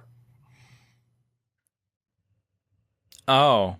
Since that'll be the disadvantage, but you'll have a greater advantage in a nice pin. Well, I think though that once I move the rook, I can take with my pawn now, and I'm okay with that. Yeah, you're right. So I'd go B3, you take with your pawn, and now you have a really strong control of the middle. And you've just moved your knight out of the fight, basically. Yeah. Cool. Yeah, I think this is the yes, this is the best move. I don't lose material. I save myself from losing material.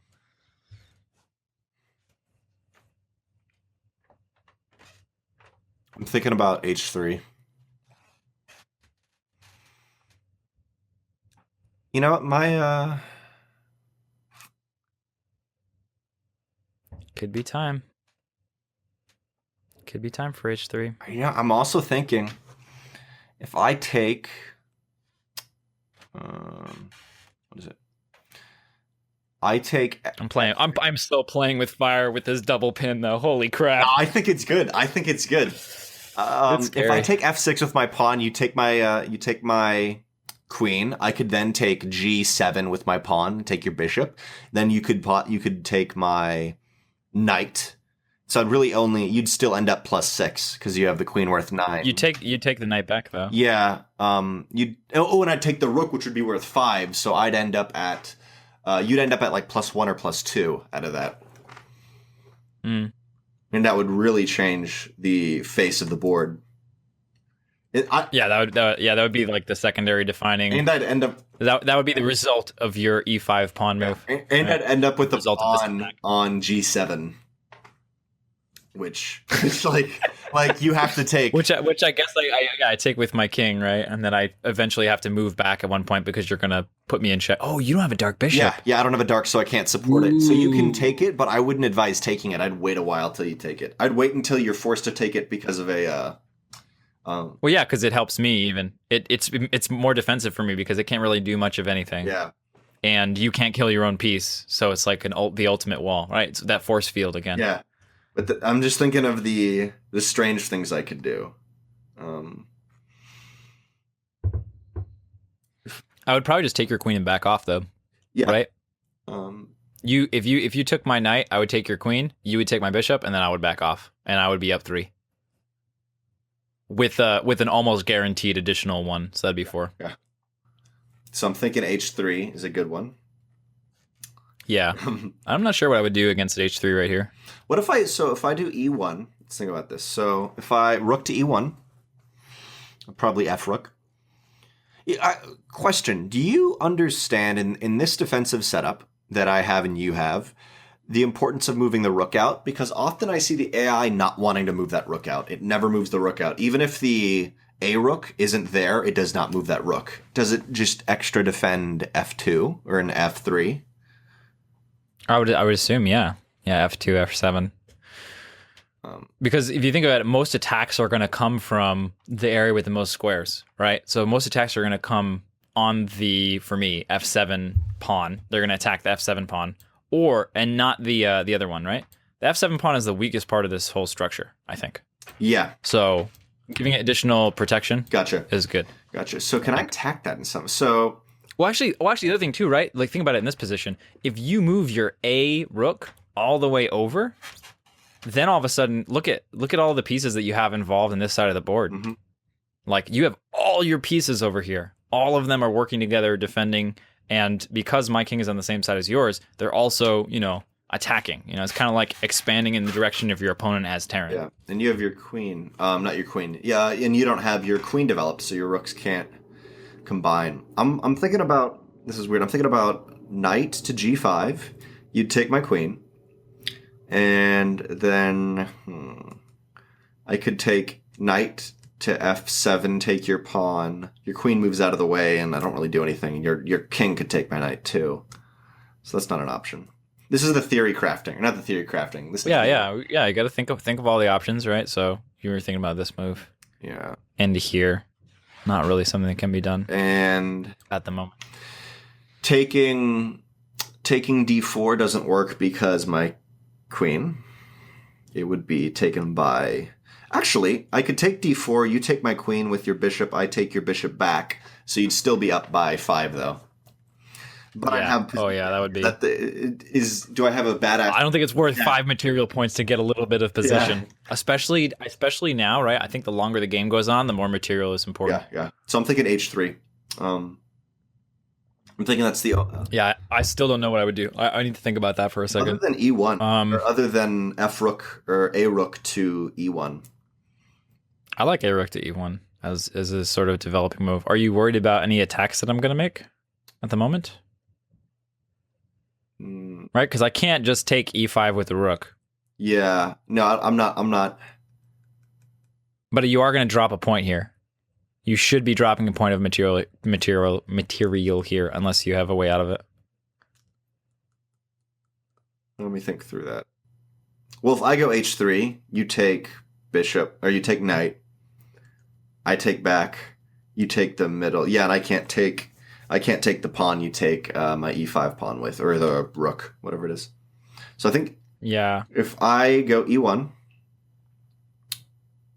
pawn to h3, e1. Okay, you're right. That's the overextension. I've extended into your territory. And you know what? Look at this. Again, we talk about this all the time, right? It's just one step past that middle line. That's all it is. It's literally the difference between 4 and 5. That's like, it's such a huge all difference. The numbers between 4 and 5. So h3 allows me to finally get out of this pin. Actually, it doesn't. Okay, think about this. This is a perfect move for you. I go h3. You take my pawn with the rook. You take e5 with your rook. And I can't take you back with my queen. And if I take back with my knight, then you take my queen with your bishop. Yeah. And that, wow. And then actually, I might just do that anyway. Look at this. And then you take my rook. No. And then you'd take my rook. That would be on f. Oh, God. So I think I have to go e1. I need some extra support on that line. No. Oh, no. There's a... No, you're screwed. There's d4. Because the good queen's there. No. I have d4. Dude, pardon me. c4. If I go c4, I hold my e5 pawn. Yes, I think that's important. Yes. Because otherwise I'm going to take it with my rook, and that'll be so... And you know what the other thing that does? That opens up your queen to some more moves that are reasonable. By the way, that's a gorgeous set of moves. Imagine if I would have gone h3. Like, that's one where all the pieces align, and it's gorgeous. Because you could even take my my rook. My rook after all that. Oh gosh. I don't know if people listening... I didn't act it out with my mouse, so I said it all verbally, but... We really need the analysis one, not to help us play, but just to show us the way. I don't know. I think I think c4. We need the analysis table. Pardon me, but I think c4, man. Yeah. Oh, and it's so good because d3 protects c4. Oh, nerd chills. Wait. D3 protects c4. Oh yeah. Nice. And you're moving to a central kind of area. Man. I think you end up a couple moves away from some attacks as well, which are nice. But you could go d5 with your pawn and then pressure that. True. What's also cool with c4 is if you did move your rook onto the c file, then you have, and I could move my rook onto the c file, and because you have to take my knight that would be on c4, I could then take your rook back, which is not a thing you do because it's kind of stupid, but it's a cool mechanic. When you take a piece, obviously you have to stop. So that gives me the advantage to take you back, which is a fun, kind of cool thing to think about. So if I went... Oh, you know what, actually? I go d4, you go d5, I take your... Oh, but I expose my queen. Crap. I was going to say, I take your f6 rook, f6 knight with my pawn, and then you take my knight. But why do that when you could take my queen with your rook? That's such a beautiful pin. Oh god. So many pins. So many pins. All the pins. All the queen. We're gonna title this one all the pins. Every it's of the E2. pins. It's that E2 move right there with the queen. Dang queen. Yeah. I guess or the bishop. Dude, that's crazy. Isn't that insane? It's all E2. How much has come out of that one move? I love that. Just that E2 move. I love that. Yeah. I think the proper move was E1 when I'm thinking about the video that I watched and how to do this properly. Okay. All right. So we have two options. We have D4 or we have move the queen. Or C4. Or E1. Yeah, pardon C4 me. is the move, right? C4. Oh, sorry, yeah. C4 or E1 with the A rook. Yeah. And with E1. Yeah, I think those are the two potentials. Even if I go A rook to E1, then you take E5 with your pawn. And you can move forward. Or you could take... Actually, no, I'd probably take it with the rook. Yeah, you take with rook. If I take back... And then I'm threatening your queen, and you have to move. You'd have to back off. You'd have to move your queen to D1. That's literally the only square you could go to. Or actually, you could move up. You could actually go to E4 with your queen. But then it would take you anyway. And you would get some points back, but... Yeah, E4 would be interesting. E4, I could... Oh, actually, you take out one of the pins if you go E4. No, I go E4. You take my pawn on E5 with your rook. Then what do I do if I try to take? Then you would just take my pawn because your queen defends it. You would just take the. No, my queen doesn't defend it. If you go E4, I think I have to take that pawn with my pawn instead of my rook. But then if I take D4, then your queen defends D4. But you'd take my queen, then I take your queen back with my F3 knight. Yeah, because your F3 knight would then be free to actually do stuff. So then I guess we end up even. And what you would do is you'd move your F knight after that, and then expose an attack onto my knight that would be on D4. Right. So, is E4 the move then? No, E4 you just take with your knight, and you just say screw everything else. Oh, God, I didn't see that. Yeah, you just... Yeah, that's not a safe square. It's not a safe square. Say, fine, I'll trade my knight out. Why are you jerk? I wouldn't have any problems with that at all. Yeah, just take my knight, man. I don't care.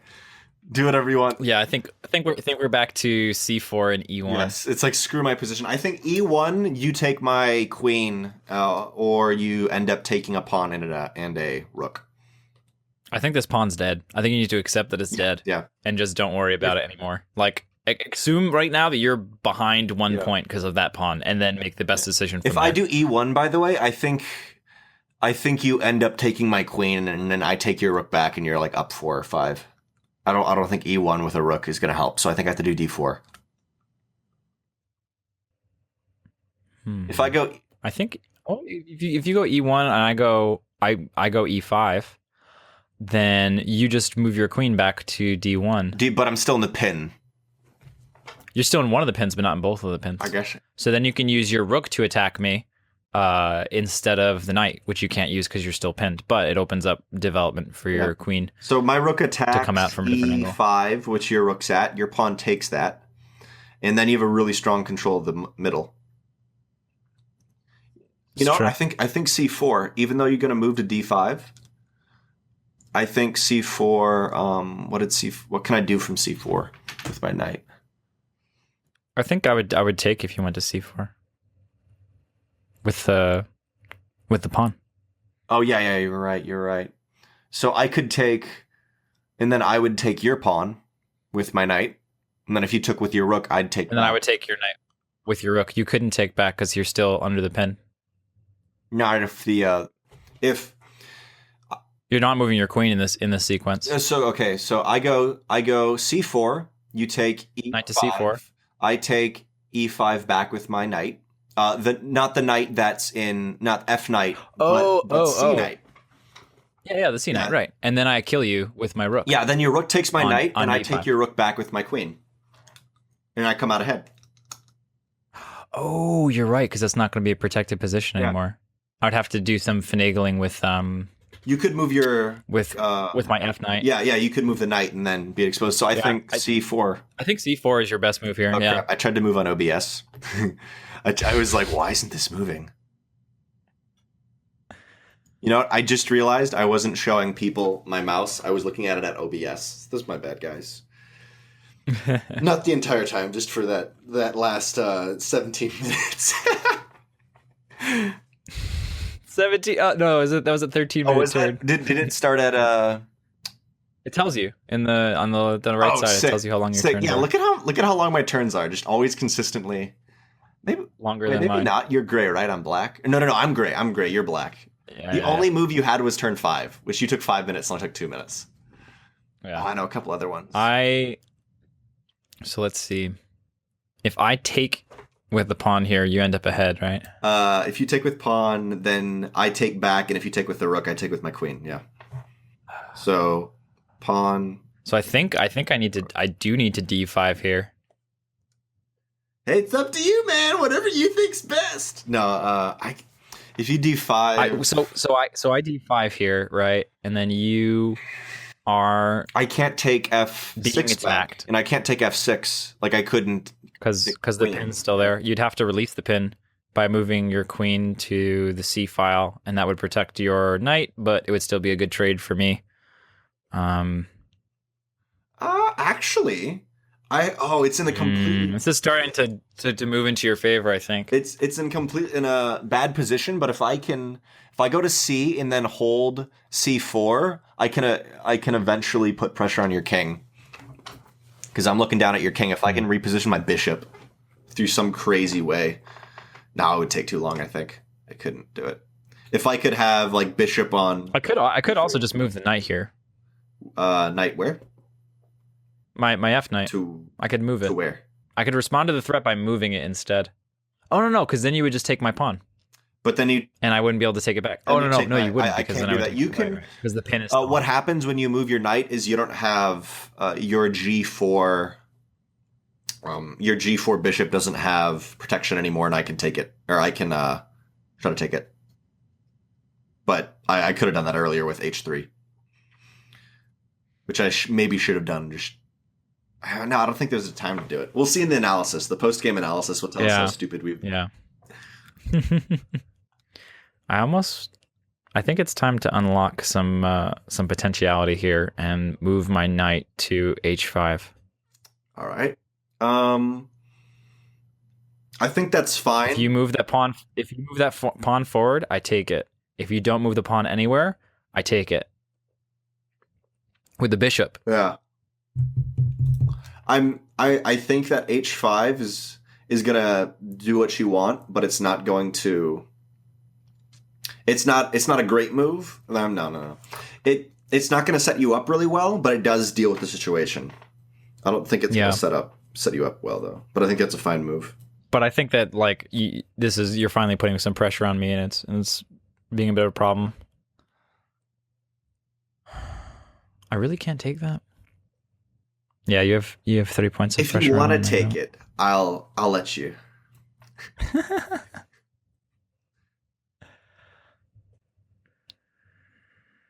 Yeah, we're gonna do that. Okay. So I can go H3, and you'd take. Oh, you know what's really cool with this? I go H3. You take my. Sorry. Wait. Let me say this in chess wording so it doesn't get really confusing. H3, bishop, X, F3, my knight.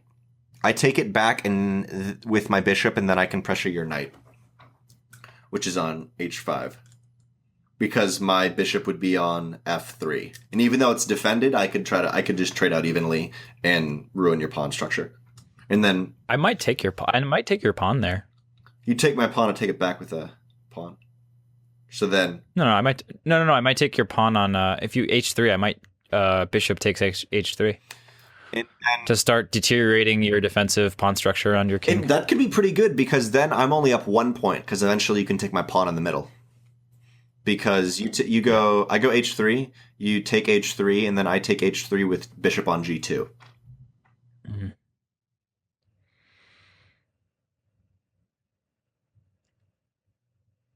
I could also B5 at some point. B5 to push you off of that. What goes? Oh yeah, protecting that piece. Right. It's like B5. What are you talking about, bro? Yeah, kind of out of nowhere, right? Just like way over on the queen side where nothing's happening. So the way to defend that is A4. You preemptively defend that move, yeah. Secure your knight's position there, which is a really nice position to have your knight in. So that's if I'm the chess master, and I know that B7 is the best move you can do. B7 or B5. Then I'm like, all right, preemptive. Let's shut this baby down. You don't talk about chess in terms of babies. No, oh, that's. Usually I'm not. Sorry, man. That's on you. Is that the way to do it? Is that the correct way to do it? That's on you, man. Yeah, I don't know. Oh, you know what I can do now? I can go to E4 because you don't hold it anymore. But I could take your bishop then. I go E4, and I could that puts pressure on your G4 bishop. That would be E4 with my queen. Takes you out of the pin. Takes me out of the pin. If you take with your bishop, if you take F3 with your bishop, I just take your bishop. I can fork you there though with my pawn. You're right. Oh, dang! See those pawns, man? They're so good. It's great to not waste them in the early game. When I play people in chess that don't play a lot of chess, and I always used to do this. I'd build my pawn structure up a lot in the early game, like make a whole bunch of Vs. You know what I'm talking about? Right. And it actually just doesn't help you, because you want to have those two space moves where you take a big leap forward. You know what? If I went to E4 and then you moved pawn to F5, then I could take, with my E4 queen, I could take D4, and then I could also hold my pawn. Oh, I could try to hold my pawn that's still on E, but you just take it with your own pawn. But then I could take with my rook. Yep. Or I could take with my knight. My C4 knight would take your pawn that was on E5, that would have taken it, and then your rook can't take back. But you could take with your bishop. But I think my response is not having that pawn there anymore. My response is D5. And remember, your bishop still has control right there. So if I take D4, you can super easily pressure that up to the back. I have 39 minutes left, and you have an hour and 20. Oh crap! You're gonna win at time, bro. So should I make E4? I think E4. You F5. I take. I'm doing it out with my mouse, by the way. So even though you can't hear. G7. Yeah, I'll just swap to your takes, board. Yeah, G7 takes. So his bishop takes. I'm here. But oh no, I'm out of the pin. Beautiful. My F3 F3 knight is out of the pin and therefore can take and that has pressure on E5. that position again. You take back. Okay, now I have to actually think about this. Okay. E4. Did I screw up? Should I have just taken that with the... Take. No. Take. The pawn on D6, even though you have 2 pawns on it, is gorgeous because it still holds. You take back. I think you take a better engagement where I have to just kind of get out of there. I can go in and remove D4, but then my queen has to get out. Yeah, so you're thinking about using a developing move or disengaging. Yeah, so I think E4, and then I take D4, and then I disengage. Okay.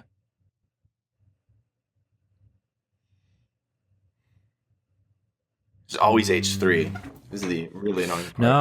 No, because I would take E5 with the bishop. And even though you're out of the pin, I have a pawn and a rook looking at that bishop, and you have E5? You mean F3? No, I mean E5. No, I mean E5. The pawn on E5 with the bishop. I would take that with my bishop if you move up to you're right. E4, right? If you move queen to E4, then I could do that. Okay, I go H3. You take E5 with your bishop. Oh, if you're going H3, that's a completely different. Yeah, sorry. I was talking about H3. You're already like a couple moves ahead. If you're gonna go H3, man. Yeah. It's E4 H3 is what I'm confused. You're right. No, if I go E4 and you take E5 with your bishop, I can then take G4, which is your other bishop. Yeah. So I don't know. Which do you think? This is where I get when I can see these 2 moves, these options that I have. You know what I could do? I could just move my... Oh, no. If I moved my E5 pawn forward, then you take with your pawn and block your rook, or you take it with a rook, and I have to get my queen out. I think you're kind of okay, right? If I take that pawn with my pawn, then I have 2 pieces looking at it, and you have 3. So you're in advantage. So you don't have to worry about protecting that pawn right now. It's protected. Yeah, okay. So I think you could actually develop. I think I'll do E4 then. Or do you think H3 with develop, you mean? Maybe rook to E1 or to C1. Okay. What I'm saying is I think you have a moment here to set up for something longer term. All right. And potentially. I think with that,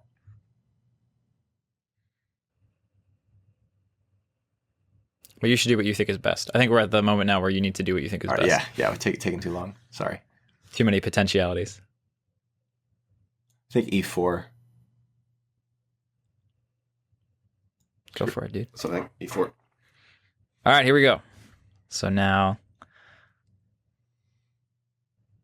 if I take with my bishop, you take... You're going to take an hour and 10 minutes here. Or no, you can take... Probably not. I'd like you to take 45 minutes, and then we can be even. Yeah, this is a 2 hour and 16 minutes so far. I don't know if this will be in one video. I don't know what you'll do. Yeah. That's okay, man. Long videos are best good. Of... what's it called? We'll cut highlights. the best of Timid Tom. Yeah. I'm just rethinking this now. It's going to take like forever to edit. I don't think I'm going to go back and forth between our perspectives. Yeah, I think you're fine. I don't have the time to edit that much. We could just do it on Skype then, or I guess it'll be blurry because Skype will do it when you're talking. It'll go to your view. Yeah, just send me yours and we'll put it together. Yeah. You know what we should do in the beginning? We should just show, like, with 1 second each move, show the entire game, and then go through our thought process. Or maybe do that at the end or something. Maybe we could do that in the analysis. We'll have one video, and then we'll have a second video, which is like VOD review. Yeah. Okay, I take... You take... I take... It's gotten too convoluted for me. If you come up with an idea for a move, then... tell me and I'll think about it. I think this is where I kill your knight. Oh, I figured out something gorgeous. Tell me what it is. Well, with my current queen position, I could take B7 if I move my knight, and then I could take your rook. That's fun. I think e4 was the move. It's a little bit iffy because you can just move your rook and actually pressure my queen. Then I'm in a bad position, but there's potential. Potential. I don't know. I think I'm gonna pull you out of this situation here with this. Do I just take f3 back? I think so. I think you take with my f3 bishop back. or with my queen. If I do it with my no, I need to do it with my bishop because then I can put pressure on your knight. I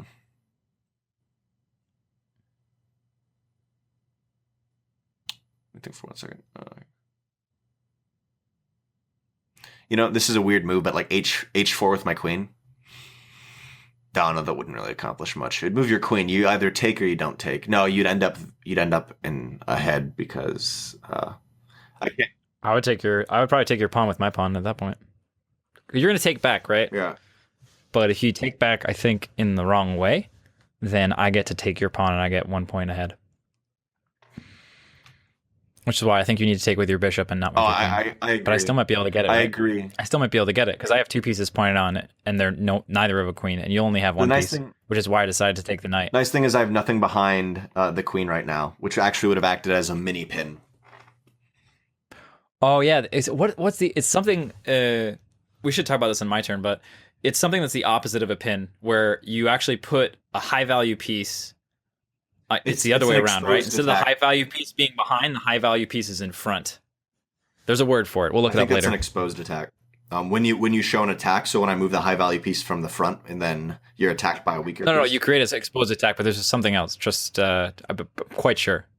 I think we should focus on your turn though, because you're running out of time. I just decided. I think that's the move, anyways. Okay. So I think now. I think now I take this. If you take my pawn, I take with my pawn. If you take e5, I think I take this now with my pawn. Right. So if you take e5, I then can take b7, and you're forced to move your rook. Or no, you're not forced because I can't. Yeah. If I take b7, if you don't move your rook, I take your rook. Your queen takes my queen. Then I take your queen back with my bishop. Then your rook's still right there, and you defend. So. Yeah, I would probably just move to b8 and then essentially be looking down at your weak b2 pawn. Or I pull back. I take. Oh yeah, you're right. You're right. Yeah.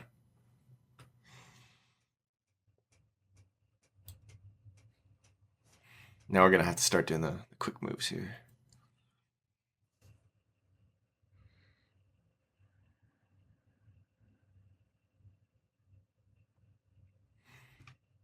I'm thinking about taking b7 and then just pulling out. But yeah, you're right. I expose that pawn. You take b7 and pull out. I get a pawn. Yeah. Then you get a pawn too. It'll be an even You're currently exchange. up a pawn, so you'll still be up a pawn.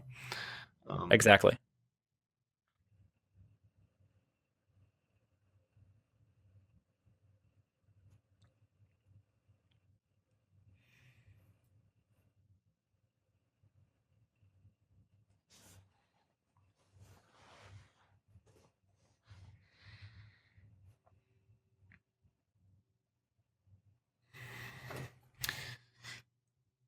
It's quicker if I just think it through in my head instead of trying to explain it.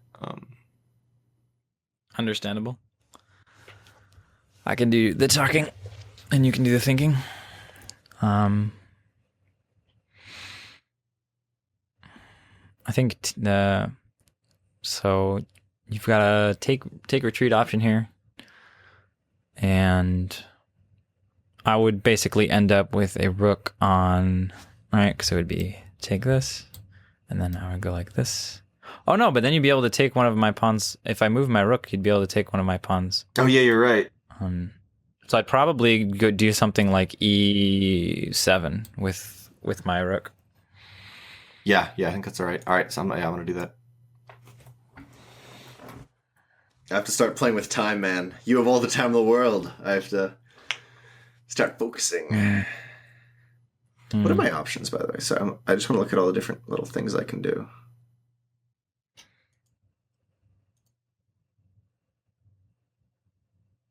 Offer draw. Would you like to draw, sir?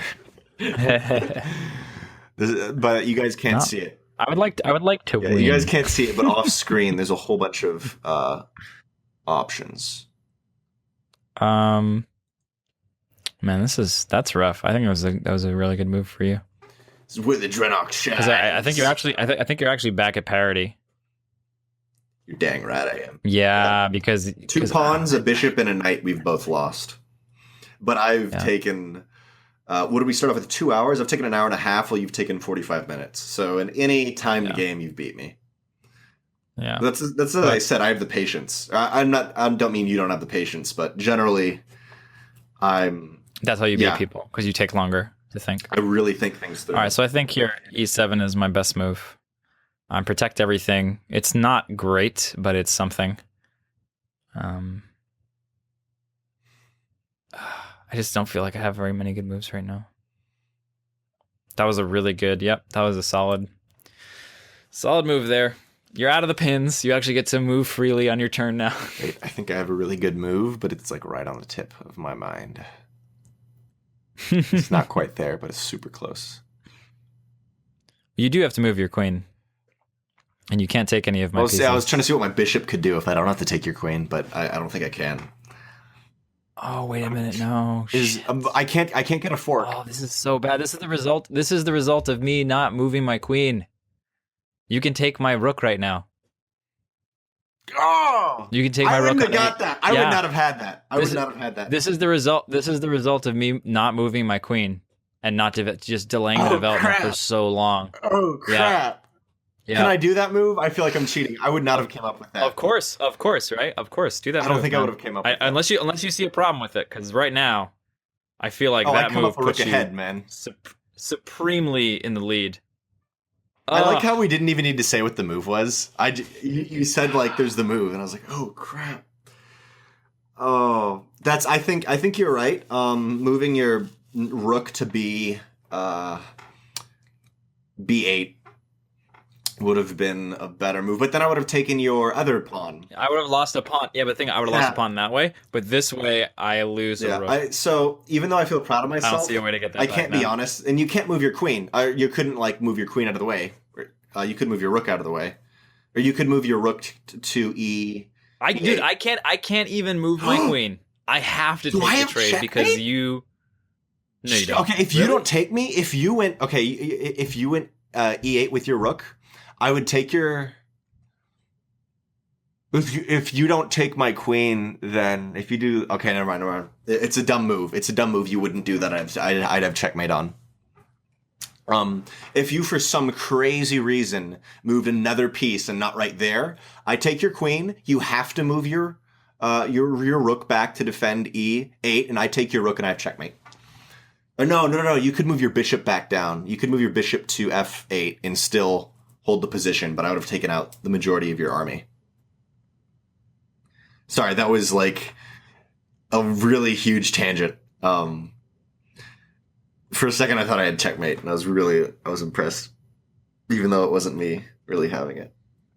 I have to either trade queens here or make some crazy move, which I don't see. I'll look. Wait. So I think I just have to. I think because I'm going to be behind in material now, it's better for me to not trade, and so I'll put the rook onto the E8.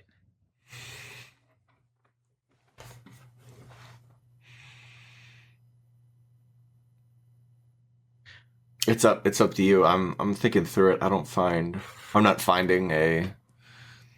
See, if you do E8, I take your pawn. I take A7 and then just kind of get out of there, or I hope to get out of there. Yeah, I have to trade. I think trading is actually the best agree. move here. God damn it! Nicely done. That was you. I don't think I'd have came up with that move. I would have looked at it for a really long time, and after like a half hour, I would have hit myself. Like, just take the piece. You have a pretty easy move here. No, I'm just double checking. just double checking. You don't have a lot of time to work with here, man. Yeah. You should just do the move. I take risky. I take risks here, man. That's how I win chess. That's why I'm so good, bro. I take risks. So now I'm just up 5 points. So now I got to get my rooks in good positions. Oh crap! It's gonna come down to time, man. If you can make me indecisive enough, you take the victory.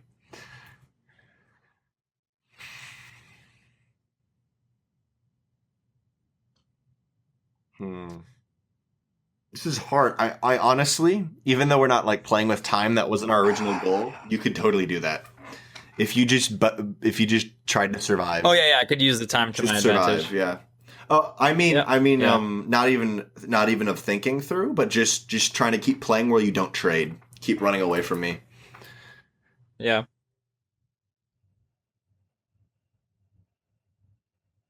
Oh, I know what I'm gonna do.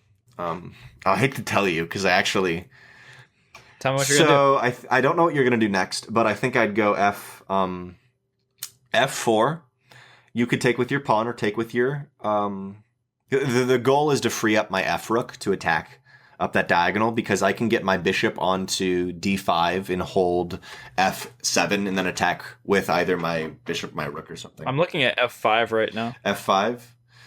If you go F5, I can go F4. I can either take, and you could. F5 would be strong. You would shut down that rook for a while. Yeah, and I can. It empowers my pieces to start pushing forward. I want my pawn structure. My pawn structure on this side is stronger than yours, and I think that's the advantage that I have to use. Empower yourself, bro.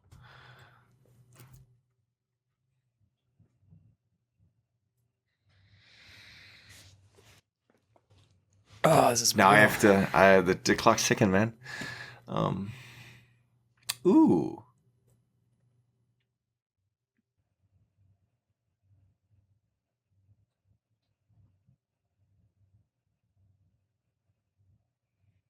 I think now you finally take the C file or the E file. I'm thinking, and that hurts me a lot. I'm thinking C4 or pardon me, F4. I attack up. You can either pass me with your pawn, in which I take your E4 pawn with my D3 pawn, or you could take me with your knight. I would have one. I'd have two on it. Well, I think you'd have two also. I'd come out ahead. So I'd wait, let me think about this through. So pawn, knight takes. I take. Oh crap! You're dang.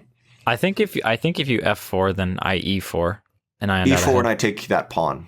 And then you take with your rook. No, E4, and you take that pawn. I take it back with my pawn, and then you can't take it with your bishop because the rook is protecting it. I think you're right that I need to get my. I think C1. Right.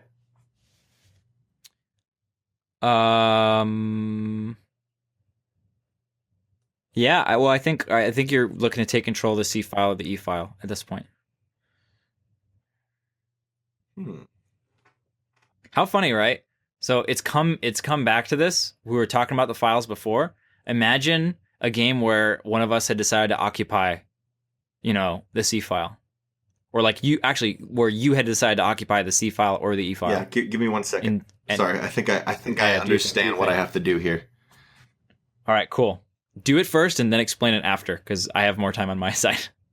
Okay. Cool. Why? So I have a few things set up right here. There are a few really nice things. All right. Number one, you're currently on white. Your king. Your king's currently on white. So if I can ever go to D5, I can check you. So if I can get my knight out of the way, let me think about this. If I can get my knight out of the way, then I'd move my rook up. I would check you. The only place... Oh, no, it doesn't quite... I don't have a solid plan, but I think this is the best idea because I have two ways to check you right now, and I have my knight potentially going to D6, which then I can cover F7. So I need to get my knight to D6. I don't know what your move is. You move, and then I move my rook to C8, and that's check. And you have to move your rook down, or you have to move your rook or bishop up. I would take. I could take your bishop, but if you move your bishop, then so right now in my mind's eye, I have knight on D6, and I have rook on C8. If you move your bishop to defend against the attack to F8. I think I'll just move my king into the corner. Yeah. Yeah. I think all right, you know what? Yeah. I think I'm going to attack. King in the corner isn't a good move, by the way, right there, because then I win through my rook, or I take a lot out. Sorry, what's your attack? I think I attack with the pawn here to E4. E4. I think that is all right. You take. I think that's all right. The annoying thing for you is I'm generally always going to have my F rook on the last file. So if you're rushing to get a queen, I'll almost always have something to. I'm not really rushing to get a queen. I want to pressure you with my pawn structure. I have, a pawn everywhere right now. It's pretty good. We're gonna roll with it. Right. We're gonna see what happens here. I think I go D6. Pardon me. Yeah, D6 with my knight. But let me check.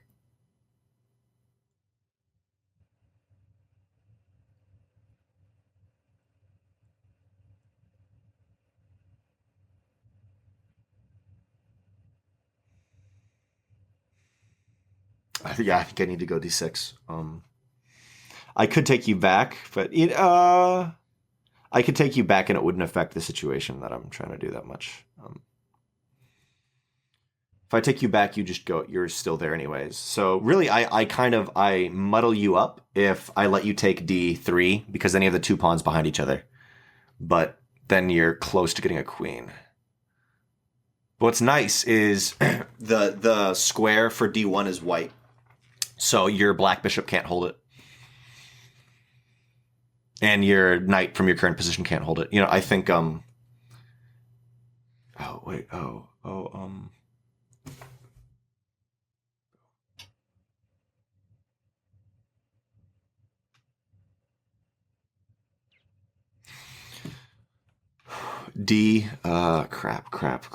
The pressure's actually getting to me now. D5 with bishop or D6 with knight are my two options here. D5, I check you. You could move your rook in the way, which would be a bad idea. You either move forward to F8 or H8. You move back or forward with your king. Then I move there. For that really.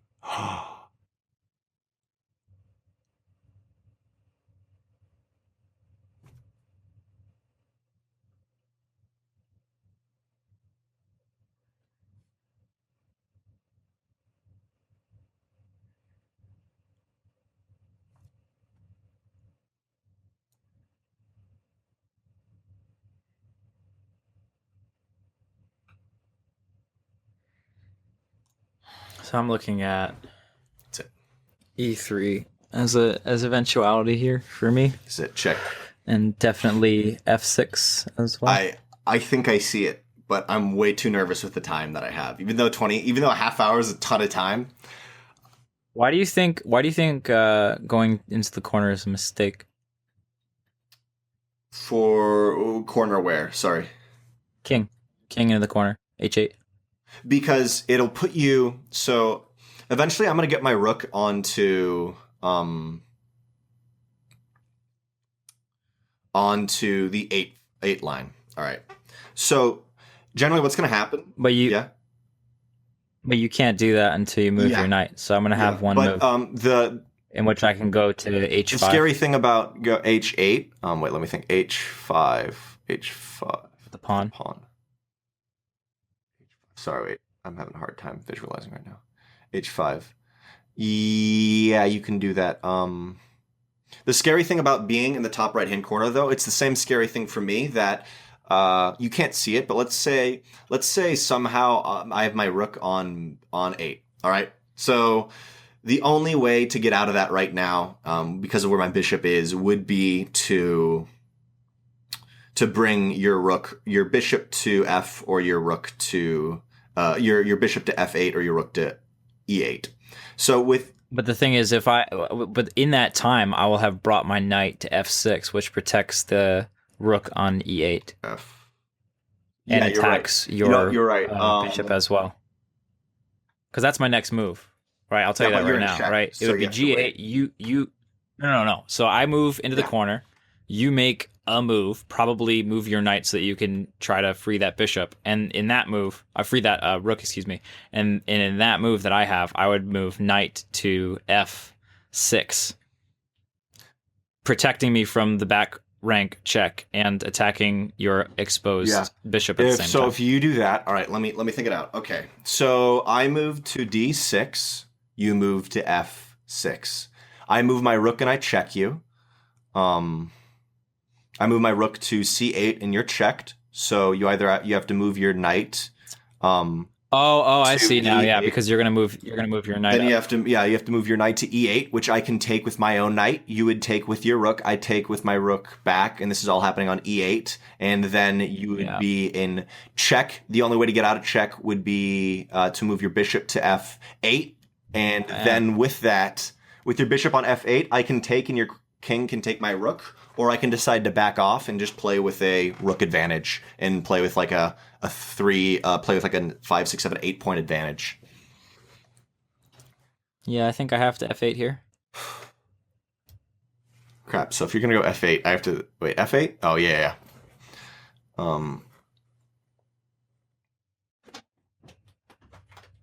realizing now how awful that knight has been for me. Oh, that's not. You remember I told you that? This whole game, man. This knight has been in my way this whole game. But even when it was on F6, was a pain in my ass. I remember when I was saying if you go to the right-hand side, you're going to get out of the current predicament, but it's not really going to be in a good position. I'm not trying to say I told you so. Oh, also, we should use king side, queen side all the time. Yeah, you're right. Okay. Because it's different from my perspective. Yeah, I'm going to go to D6 with my knight. Yeah, that's definitely the move. I'm quite sure. That's because now you can't go to F7 or E8. Crap, I'm getting really nervous because I saw this 4 or 5 moves ago. And it's coming together how I think it should, but I always didn't account for something in my brain when I'm doing it out in my head. So there's always something wrong with my plan.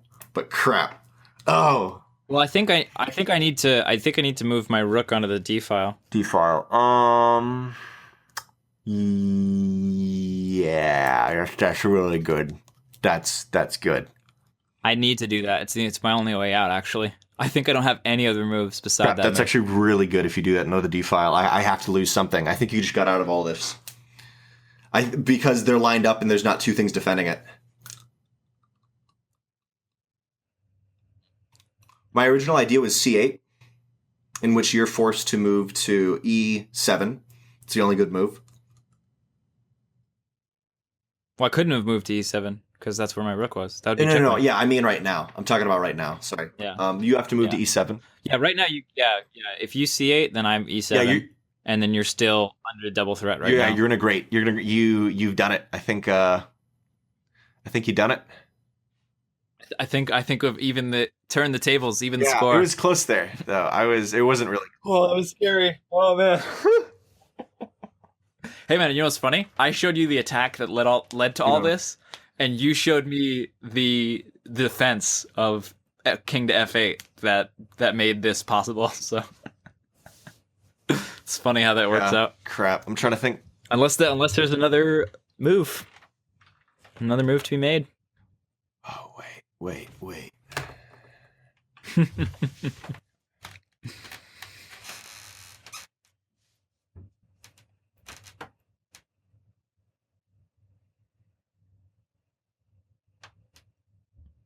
It's really cool seeing the time charts. It's sort of like, okay, we made a lot of our decision making. The long turns are all in the middle, right? 5 through 15 are like the big turns, and then they get short again.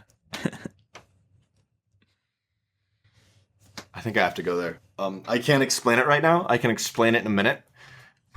I have to move to E7. There's no other move, right? Wait, let me think about that. I'm gonna use your time. I can't. Well, it's fine. I got plenty of time, right? Now's the time where we can have a discussion about things, which is why I didn't. So I'm gonna move to you. I think you have to move to E7. I'm pretty darn sure of that. Which actually foils my original idea for moving to C8. However, you move to C. Oh crap! I'm losing my train of thought. I think E7 is Yeah, good. yeah, you have to move to E7 anyways. Wow, thanks for screwing my time. Thanks, bro. So I was thinking of C1 with my other rook.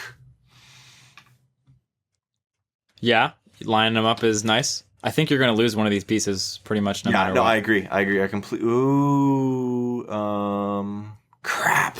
You can put me in check, but I would kill you. Yeah, that's what I'm thinking with On F5. F5. I was looking at that, right? Yeah. This is something good to know for all of you enjoying this ridiculously. We might have to just call this over analysis or something, like instead of chess. No, I agree. F5. I was thinking about F5 too. I think I need to go C1. Yeah, F5. I just kill you. So I go C1. You take my knight. I bring my knight up. I bring my rook up. It's defended. You take my bishop. Oh, that sucks. Oh no. Oh. Crap, I'm gonna make this move. I'm playing off not like intuition, but off my understanding of the late game here, not off what I see. Like previous experience of I think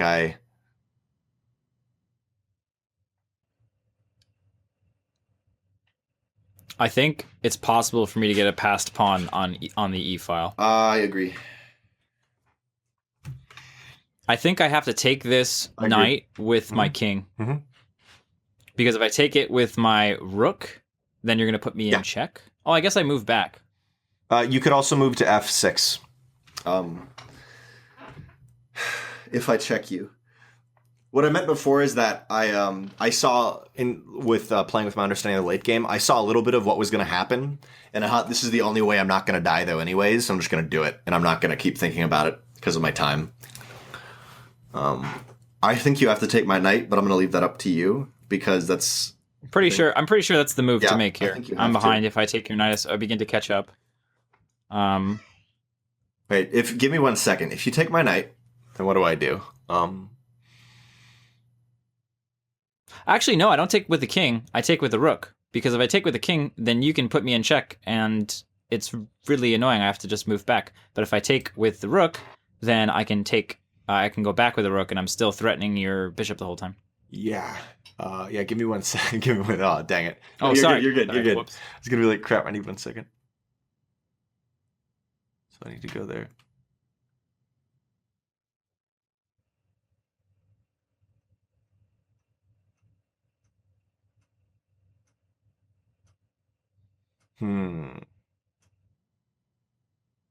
I need to get you on a white square. Stop being on black, man. Ugh.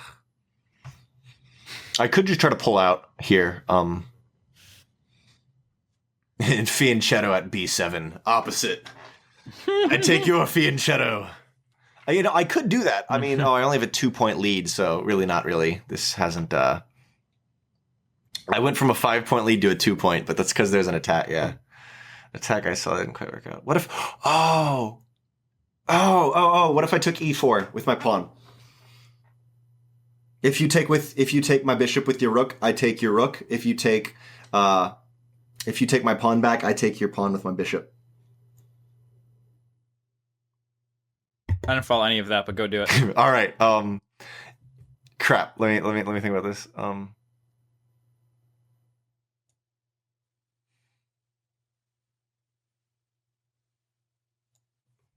It's not like I'll beat you a move. It's just I'm gonna get a better. I'm gonna take some stuff.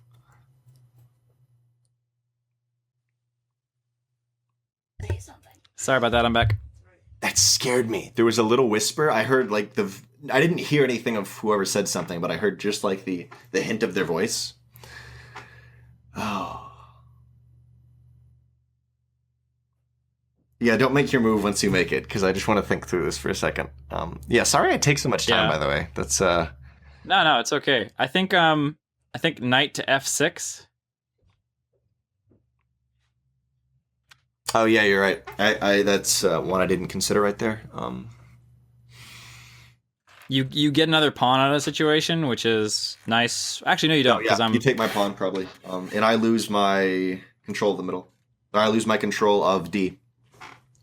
I need to get this knight into a better position anyway. He's so useless over there, and this is a way that I can do it while protecting / threatening. I actually realized what I should have done.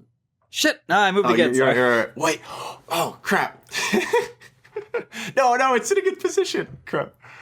I thought about what I should have done, and now this sucks. Stay future. Stay in the future. Stop thinking about past tense stuff. Future tense. Or present tense, right? What are you going to do now?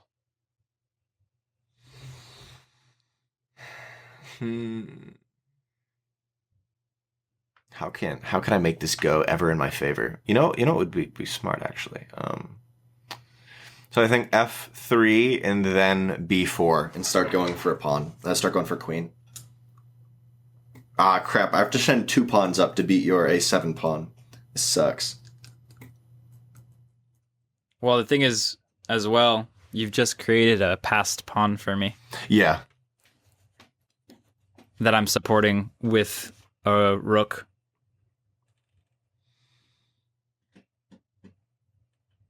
It's a weird move, but I could go G8 with my bishop.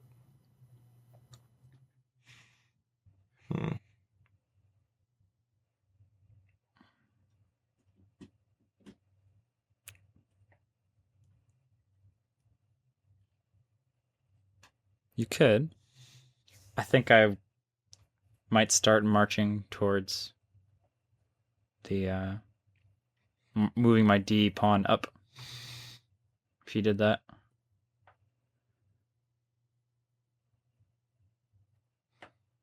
Actually, if you did that, I would probably take the pawn with my knight. Yeah. Then you would take my pawn from... Oh, right, no. If I keep the knight there, then you can't take my pawn. That's what I was thinking. Yeah, so you would just move over there, and I would say, okay, and just start walking forward towards the end of the map. Board. No, it's a map. We're StarCraft players. It has to be a map. I'm still 3 points behind. Oh, I guess you are. But you're going to take one back here no matter what, or almost no matter what.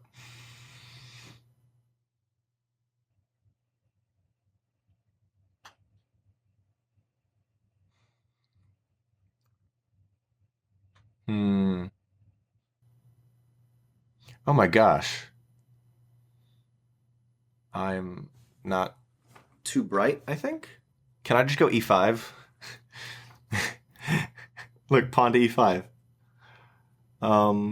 So you'd probably move your rook, and I'd take your knight, or you could take my bishop and I'd take your rook. You know what? I think. No, I take your bishop and you take my knight. And then I would take the pawn back with my bishop. Yeah. It would be an even trade.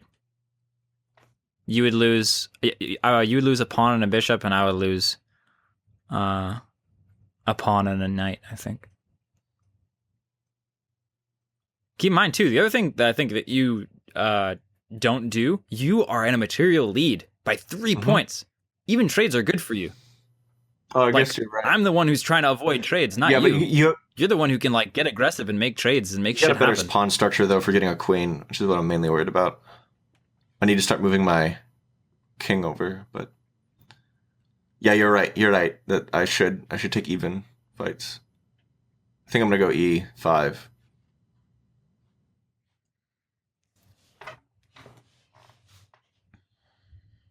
Oh, it's gonna mean I'm gonna need to put a rook on B. Two. Also, I think you're gonna need a rook on D. Is where you're gonna need a rook. Well, man. I was presuming that a little earlier, but my thing on 1 should be all right. My rook on 1. I think you take. Yeah. You take my. Yeah, I'm just making sure. I'm just making sure there's not something else. Yeah. Oh, actually, you're completely right. I do take. Give me a second. Oh, never mind. I love it. Sorry. You're good. Let's have it. You're like, yes, I gotta make this move. I know what my move was. I knew what it was. It just happens. I think this is kind of weird. I think if anybody watches this video this long into it, there's gonna be a comments for like, Jack was just doing that on purpose. Jack's just trying to time. I think F1, man. F1 with my king. I need to start edging over to be able to take a engagement at D, where I take your pawn with my rook, and then you take my rook, and then I take it. I take it back. Okay. But I don't know, man. I don't know. I'm getting a little confused here. Should I go D?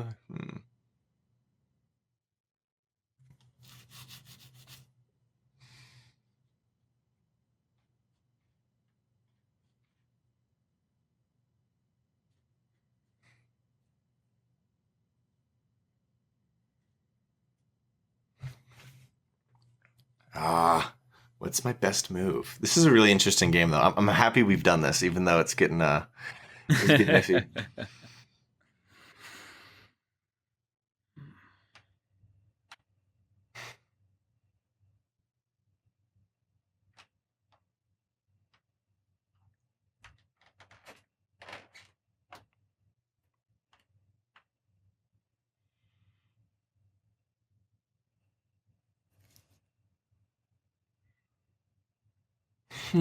Oh, wait. If I do that, you take, you go forward. I take. Oh, I think I know what to do. All right, okay. I'm gonna go here.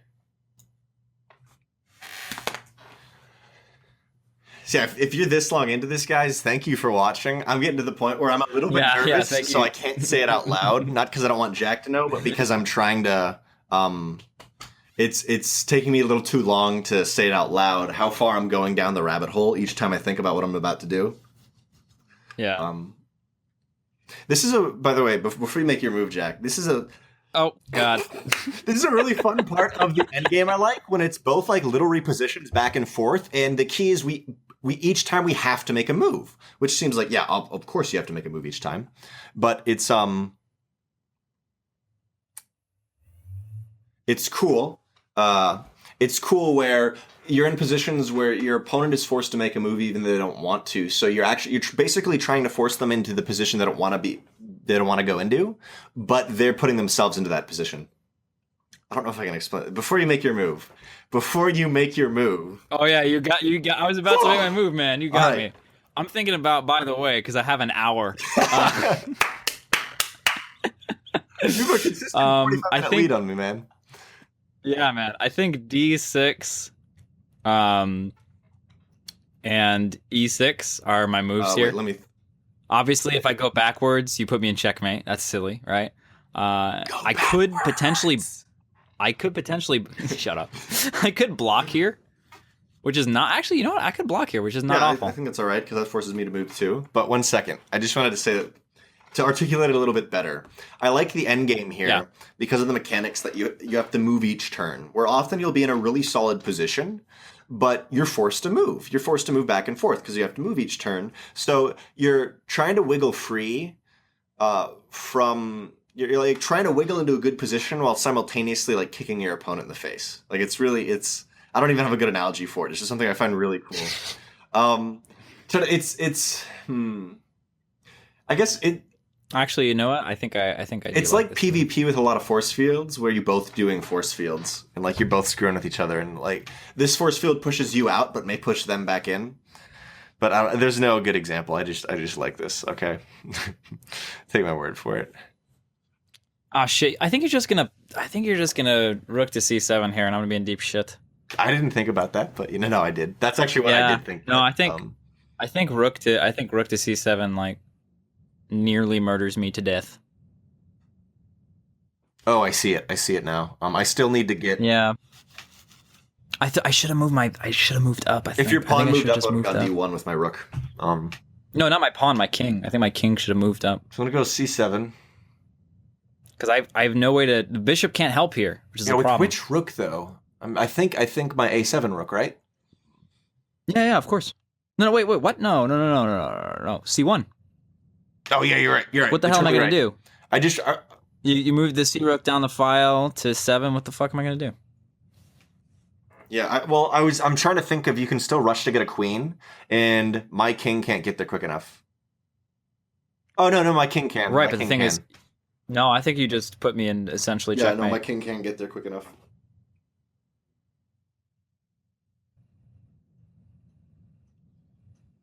I'm really curious to analyze this game afterwards with the time. Not seriously analyze it, but just kind of look over it and look at those times it took us a long time, and what were the actual best moves in the game, or what were the ideal moves. I think you win. I think I can get rid of your pawn too, which I'm happy about. I think you win the game. If you move your king, I'm just gonna take d7 and then take your pawn at d3. Right? If you move your king and don't to any other place.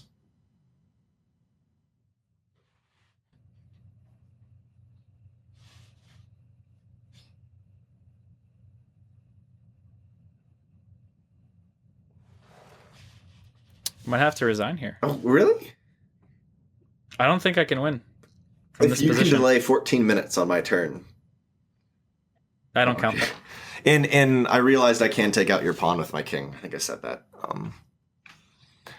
I kind of want to play it out because I'm bound to make a dumb mistake, and you can try to take the lead.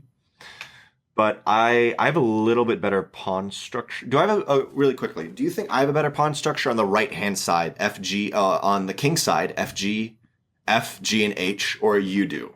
It really depends who moves first. Also, who has to move, who's forced to move. Because if I'm forced to move, I think I'm further ahead, which is better for me. If I'm forced to move, I'd go to F4 and block your F pawn. If you'd go to like G, then I'd just take it. I think it all depends on who is forced to move first, who would win if it was just those pawns by themselves. So I think that I have to kill you here. I think that's my best move. Yeah, I'd agree. I think any other move is dumb. And then you put me in check. I think any other move, if you do anything else, I not only check your king, but I also can take your D pawn, your pawn on D3. Right, exactly. By the way, if anyone's watching to this is at 2 hours and 58 minutes. It has been a pleasure. Jack was like, hey, you want to do a fun thing? It'd take like an hour. Yeah. I was about to mention that. I was like planning on my schedule. I was just like, I won't take more than an hour. It's a game of chess. Like, when have you played a game of chess longer than an hour? I've played a couple games longer than an hour. Not too many, though. Oh, crap. I didn't make my move. Crap. Oh, gosh. You've done it. No. I can move my rook over. That should have been king F1, by the way. Yeah. I was a bit confused. I'm not gonna lie. I was a bit confused as that happened. I jumped one. Oh, you're beautiful right now. Oh, no. I still have this. I'm getting into not really thinking about my moves. I'm just making my moves. Gosh, king to F1, Tim. Drenok or Tim. Why have you done this to yourself? I can't believe you've done this. But you remember I said before, the beautiful thing about D is that, crap, you're on... Make your move. Okay.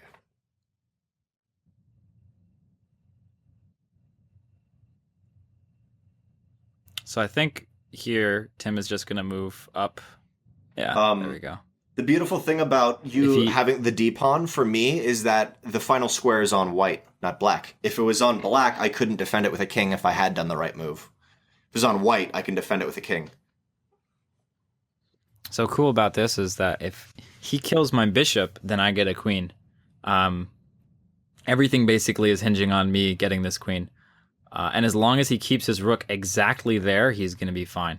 It also prevents me from doing anything to stop his pawn from advancing. So I have 1, 2, 3 moves. And if I go 1, 2, 3 with the king, I won't be able to shut this down in time. So I have to look to this area, basically, for 3 moves that will get me into a reasonably good position or stall the game long enough. Also, where I'm okay. So I think... Sorry, go ahead. So I think... What's also really nice is because my rook is on the queen side of your king and my pawns are on the queen side of your king, you can't pass that threshold. So I can run my pawns. Yeah, that's what I'm saying. Sorry. Yeah. That's what I'm saying. Yeah, because... And I'm gonna, no matter what your next move, I'm gonna go F1 with my king, 3. probably. No, not quite. I'm gonna wait a turn. No, you want to march your pawn, man. This is it. You see, I'm getting like overly trying to be too safe, and it screws me. By the way, well played. This has been a wonderful game. I've really enjoyed this. Yeah, this has been a lot of fun. Very close. Hope you enjoyed it. Some back and forth moments and stuff. It's been a fun game of chess, but I think it's in over. That mid game, I thought you had me. I really thought you had me. Even with like a 1-pawn lead, I was imagining this end game and just thinking like, oh, he's gonna have it. Okay, now really quickly, what I need to figure out is if my pawn structure is correct to defend this. So if you move to G4, that's just dumb and you stop yourself. If you move to F4, I take you, you take back, or you just march forward. Either way, I stop you there. If you move to H5, you move 1 more forward, I take you. So H5 is the scary one, actually, that could potentially undermine this defense. Move forward again. I don't take. You take. I take. Take. Okay. Yep. Yeah. I just marched my pawn.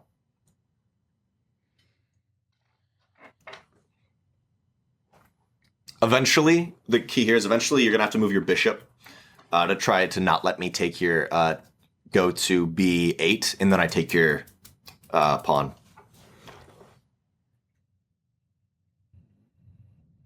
Right. Okay. I really have to think heavily Take your about time. this. I need to break this pawn structure, but I'm the one who has to move first, so it's almost impossible. I need to figure out a way to get a pawn basically here. If you're okay with the fact that I can't involve my king is killing me. Oh my god. If you're okay with using Google for yourself, I know there's ways. You can think about it. You have time, but there's like a set. I remember I had a chess book that I read through, and in the end of it, it just had how to make the minority attack, how to which is beating pawns with your pawn attack, how to win with fewer pawns, and how to like different things. But I think here what's our options? We have G4, which I don't think I have stalemates enough you. time. You have F4, which I would take, and if you move by me, the hard part is I'm just already set up in a great position, all defended. I think your option is H5, but then I moved down. I think H5 is the start of what you want to try, but I agree. I don't know if you have enough time. You go to H5, then you move to H4 eventually, and I'd be on B7. Then I make a queen. You have to move out of the way, and you're in check. Your king has to move.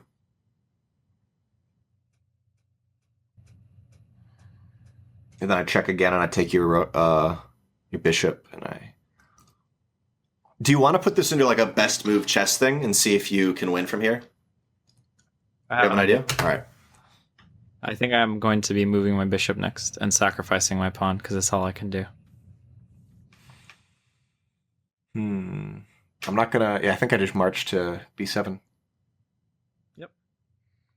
You go to B7, and then I move my bishop to prevent you from getting a queen, which I have to do. Then you take my pawn, and now it's about, can I break this position? Can I kill you with pawns? Wow.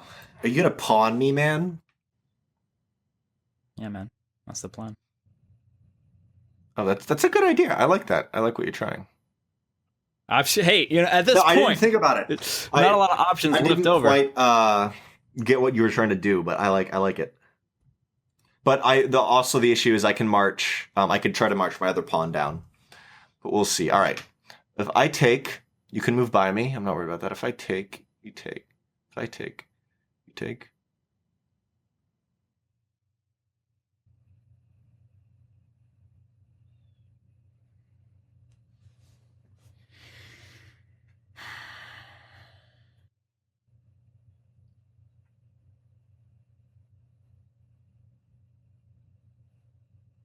If I get my bishop on F4, it forces you to make a move. Yeah. I was actually thinking of going to D5 with my rook. That's a play. So that's a play.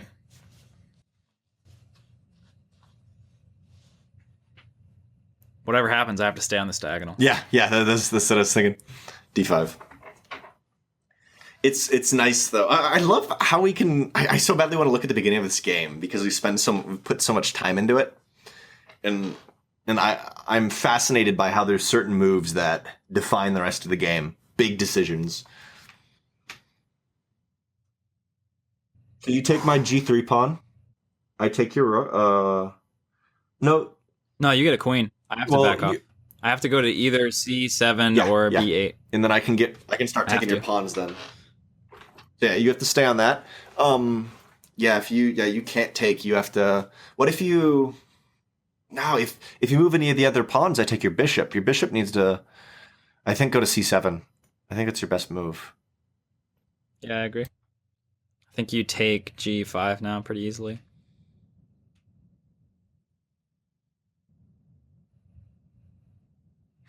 And then I'm fucked. Hey, I always believe there's always a move in chess that gets you back into it if the other guy's bad. Well, you do have 10 minutes and 45 seconds. I'm not trying to abuse that, but the game will end. I just realized that the game timer is not in being recorded right now. Yeah, yeah. We'll have to make a slight adjustment for I think my better move was taking f4, by the way, with my pawn. Maybe not, though. I'll have to see. I think f4 is a better move. Yeah, people can't see. We started off with 2 hours apiece. He's down to 52 minutes. I'm down to 10 minutes and 31 seconds.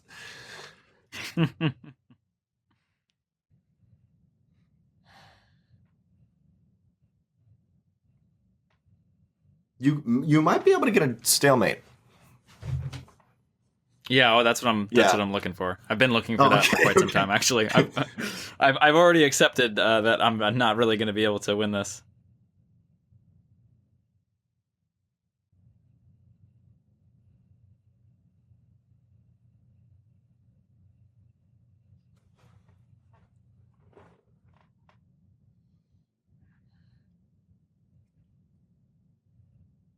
The hard part is I still have that a pawn.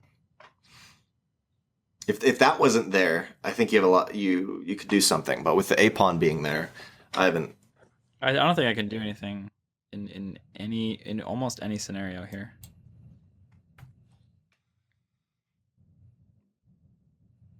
I think I take h5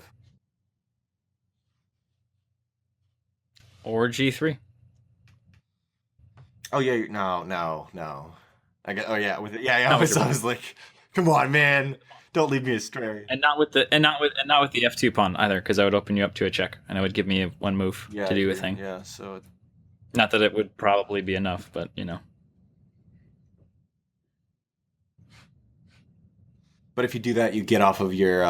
If you try to check me, you're off of your with your bishop, you're off the diagonal. You could take h5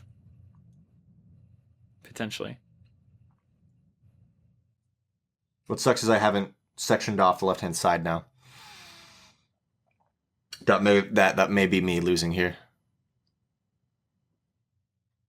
No. I see how I can do it. No. Ooh, Yeah, I think d8. Try to stalemate it. Check.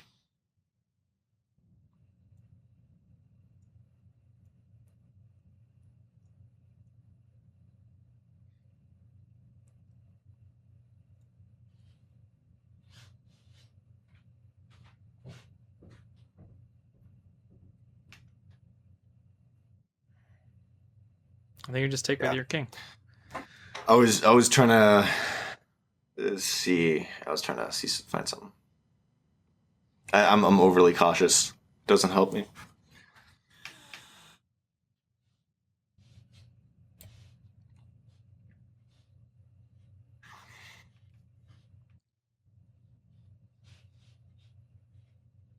This is some crazy late game bullshit, This man. is the late game, my friend.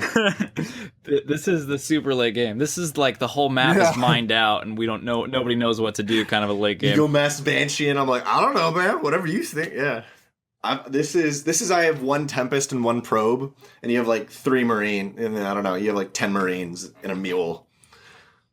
It's like, I guess I could try to kill you. I don't know. In one SCV. Whew. This has been a pleasure, Tom. I've actually enjoyed this. Like, you can't see the video of me, and I can't see the video of you, but I've been grinning the entire time. I've really enjoyed this. I think I definitely can't do this more than once a week because it's very time consuming. I think we can do it quicker. It's a good exercise. I feel like I'm getting a lot of mental benefit. I feel like this too, for sure. We could do it quicker. We could have a shorter timer, and it would just force me to make careless, stupid decisions early on. Ugh. Well, I think I think we could also just work on you, making a little bit better decisions. Wow, thank you. In the or faster decisions, better, right? In the mid game, because that's where you lost all of your time. Between turn 8 and turn 15 is where you lost all your time. Oh, did you just move? Crap, I didn't notice. Holy crap. I did not know. That would have gone to 0. Pay attention, It's a real-time strategy game now, son. Oh man. Oh, you know.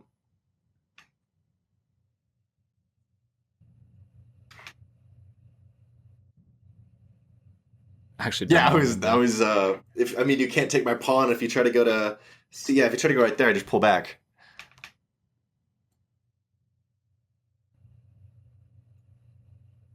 I did not notice. Oh my word. I just noticed like, wait, the king isn't where it was before. Why would that be? So notice that it's because you're on a black bishop. Imagine if you had a white bishop. And I found that like so fascinating. Your turn. I find that really interesting because I've run into games where I've had the same problem. I can't do anything because I don't have a black or white bishop. So early on, when did you lose your white bishop? When did we do that? I don't remember. I can't remember. This game has been too long. I don't know. I'm staying focused on the present currently. I'm using everything that I have to work out a scenario. If I get my bishop onto e5, I actually protect both promotional squares. E5? No way. e5. Yeah, dude, look at that. But I'll move to like e4 and try to take you. Yeah. You can protect that with your king. No, you have to get to e5, and then your king has to get to d5. But then the bane, if I did not have the pawn on a, that would be a draw. But since I have the pawn on a, I don't think you can do that. Oh, that's really nice. I did not think about that. But now I just make a queen, right? Oh shit! Yeah, I was dead anyway. I think even if you make that trade, then I'm pretty much dead in the water. I'm gonna go ahead and resign. I did not think about that. Computer analysis. Okay, you guys can't quite see the computer analysis. Let me how do I resize this? Do you want to do computer analysis in the same video? I mean, what the heck? It doesn't matter. Hey, thanks guys for watching. I think actually we're done. I'm gonna do the computer analysis, guys. Thank you for watching. Jack, you can. We'll probably maybe do the computer analysis. I don't mean you have to. I don't mean you have to do it. I just wanna. I want to know. Let's close the 3-hour episode, ladies and gentlemen. The first inaugural episode. White has won, played by Drenok. We'll switch to me playing white next week. And yeah, man, we'll see if Drenok can focus on his time, his making decisions in faster amount of time, so he has enough time at the end of the game. And we'll see if I can potentially not make a giant blunder and lose my queen for no reason. Actually, lose my rook for no reason is what started this whole thing. You had this, Jack. I think not you had it, but you were. Well, I think the cool thing about chess is, right, pretty much at any point, one of us had this. You know, I was the lead, you're in the lead. You know, it's Bobby Fischer said that the person who wins the game of chess is the one who made the second to last blunder. So it's about, if your opponent's the one who made the most recent blunder or most recent significant mistake, that's the person who will lose. So it's more about, you know, paying attention to that. But it's been fun. It's been good. That's it for this week. Hopefully we'll do one next week. We'll see. But that wraps it up. My name is Thomas JaKaTaKtv. With me has been Timothy, Drenok Connor, and see ya.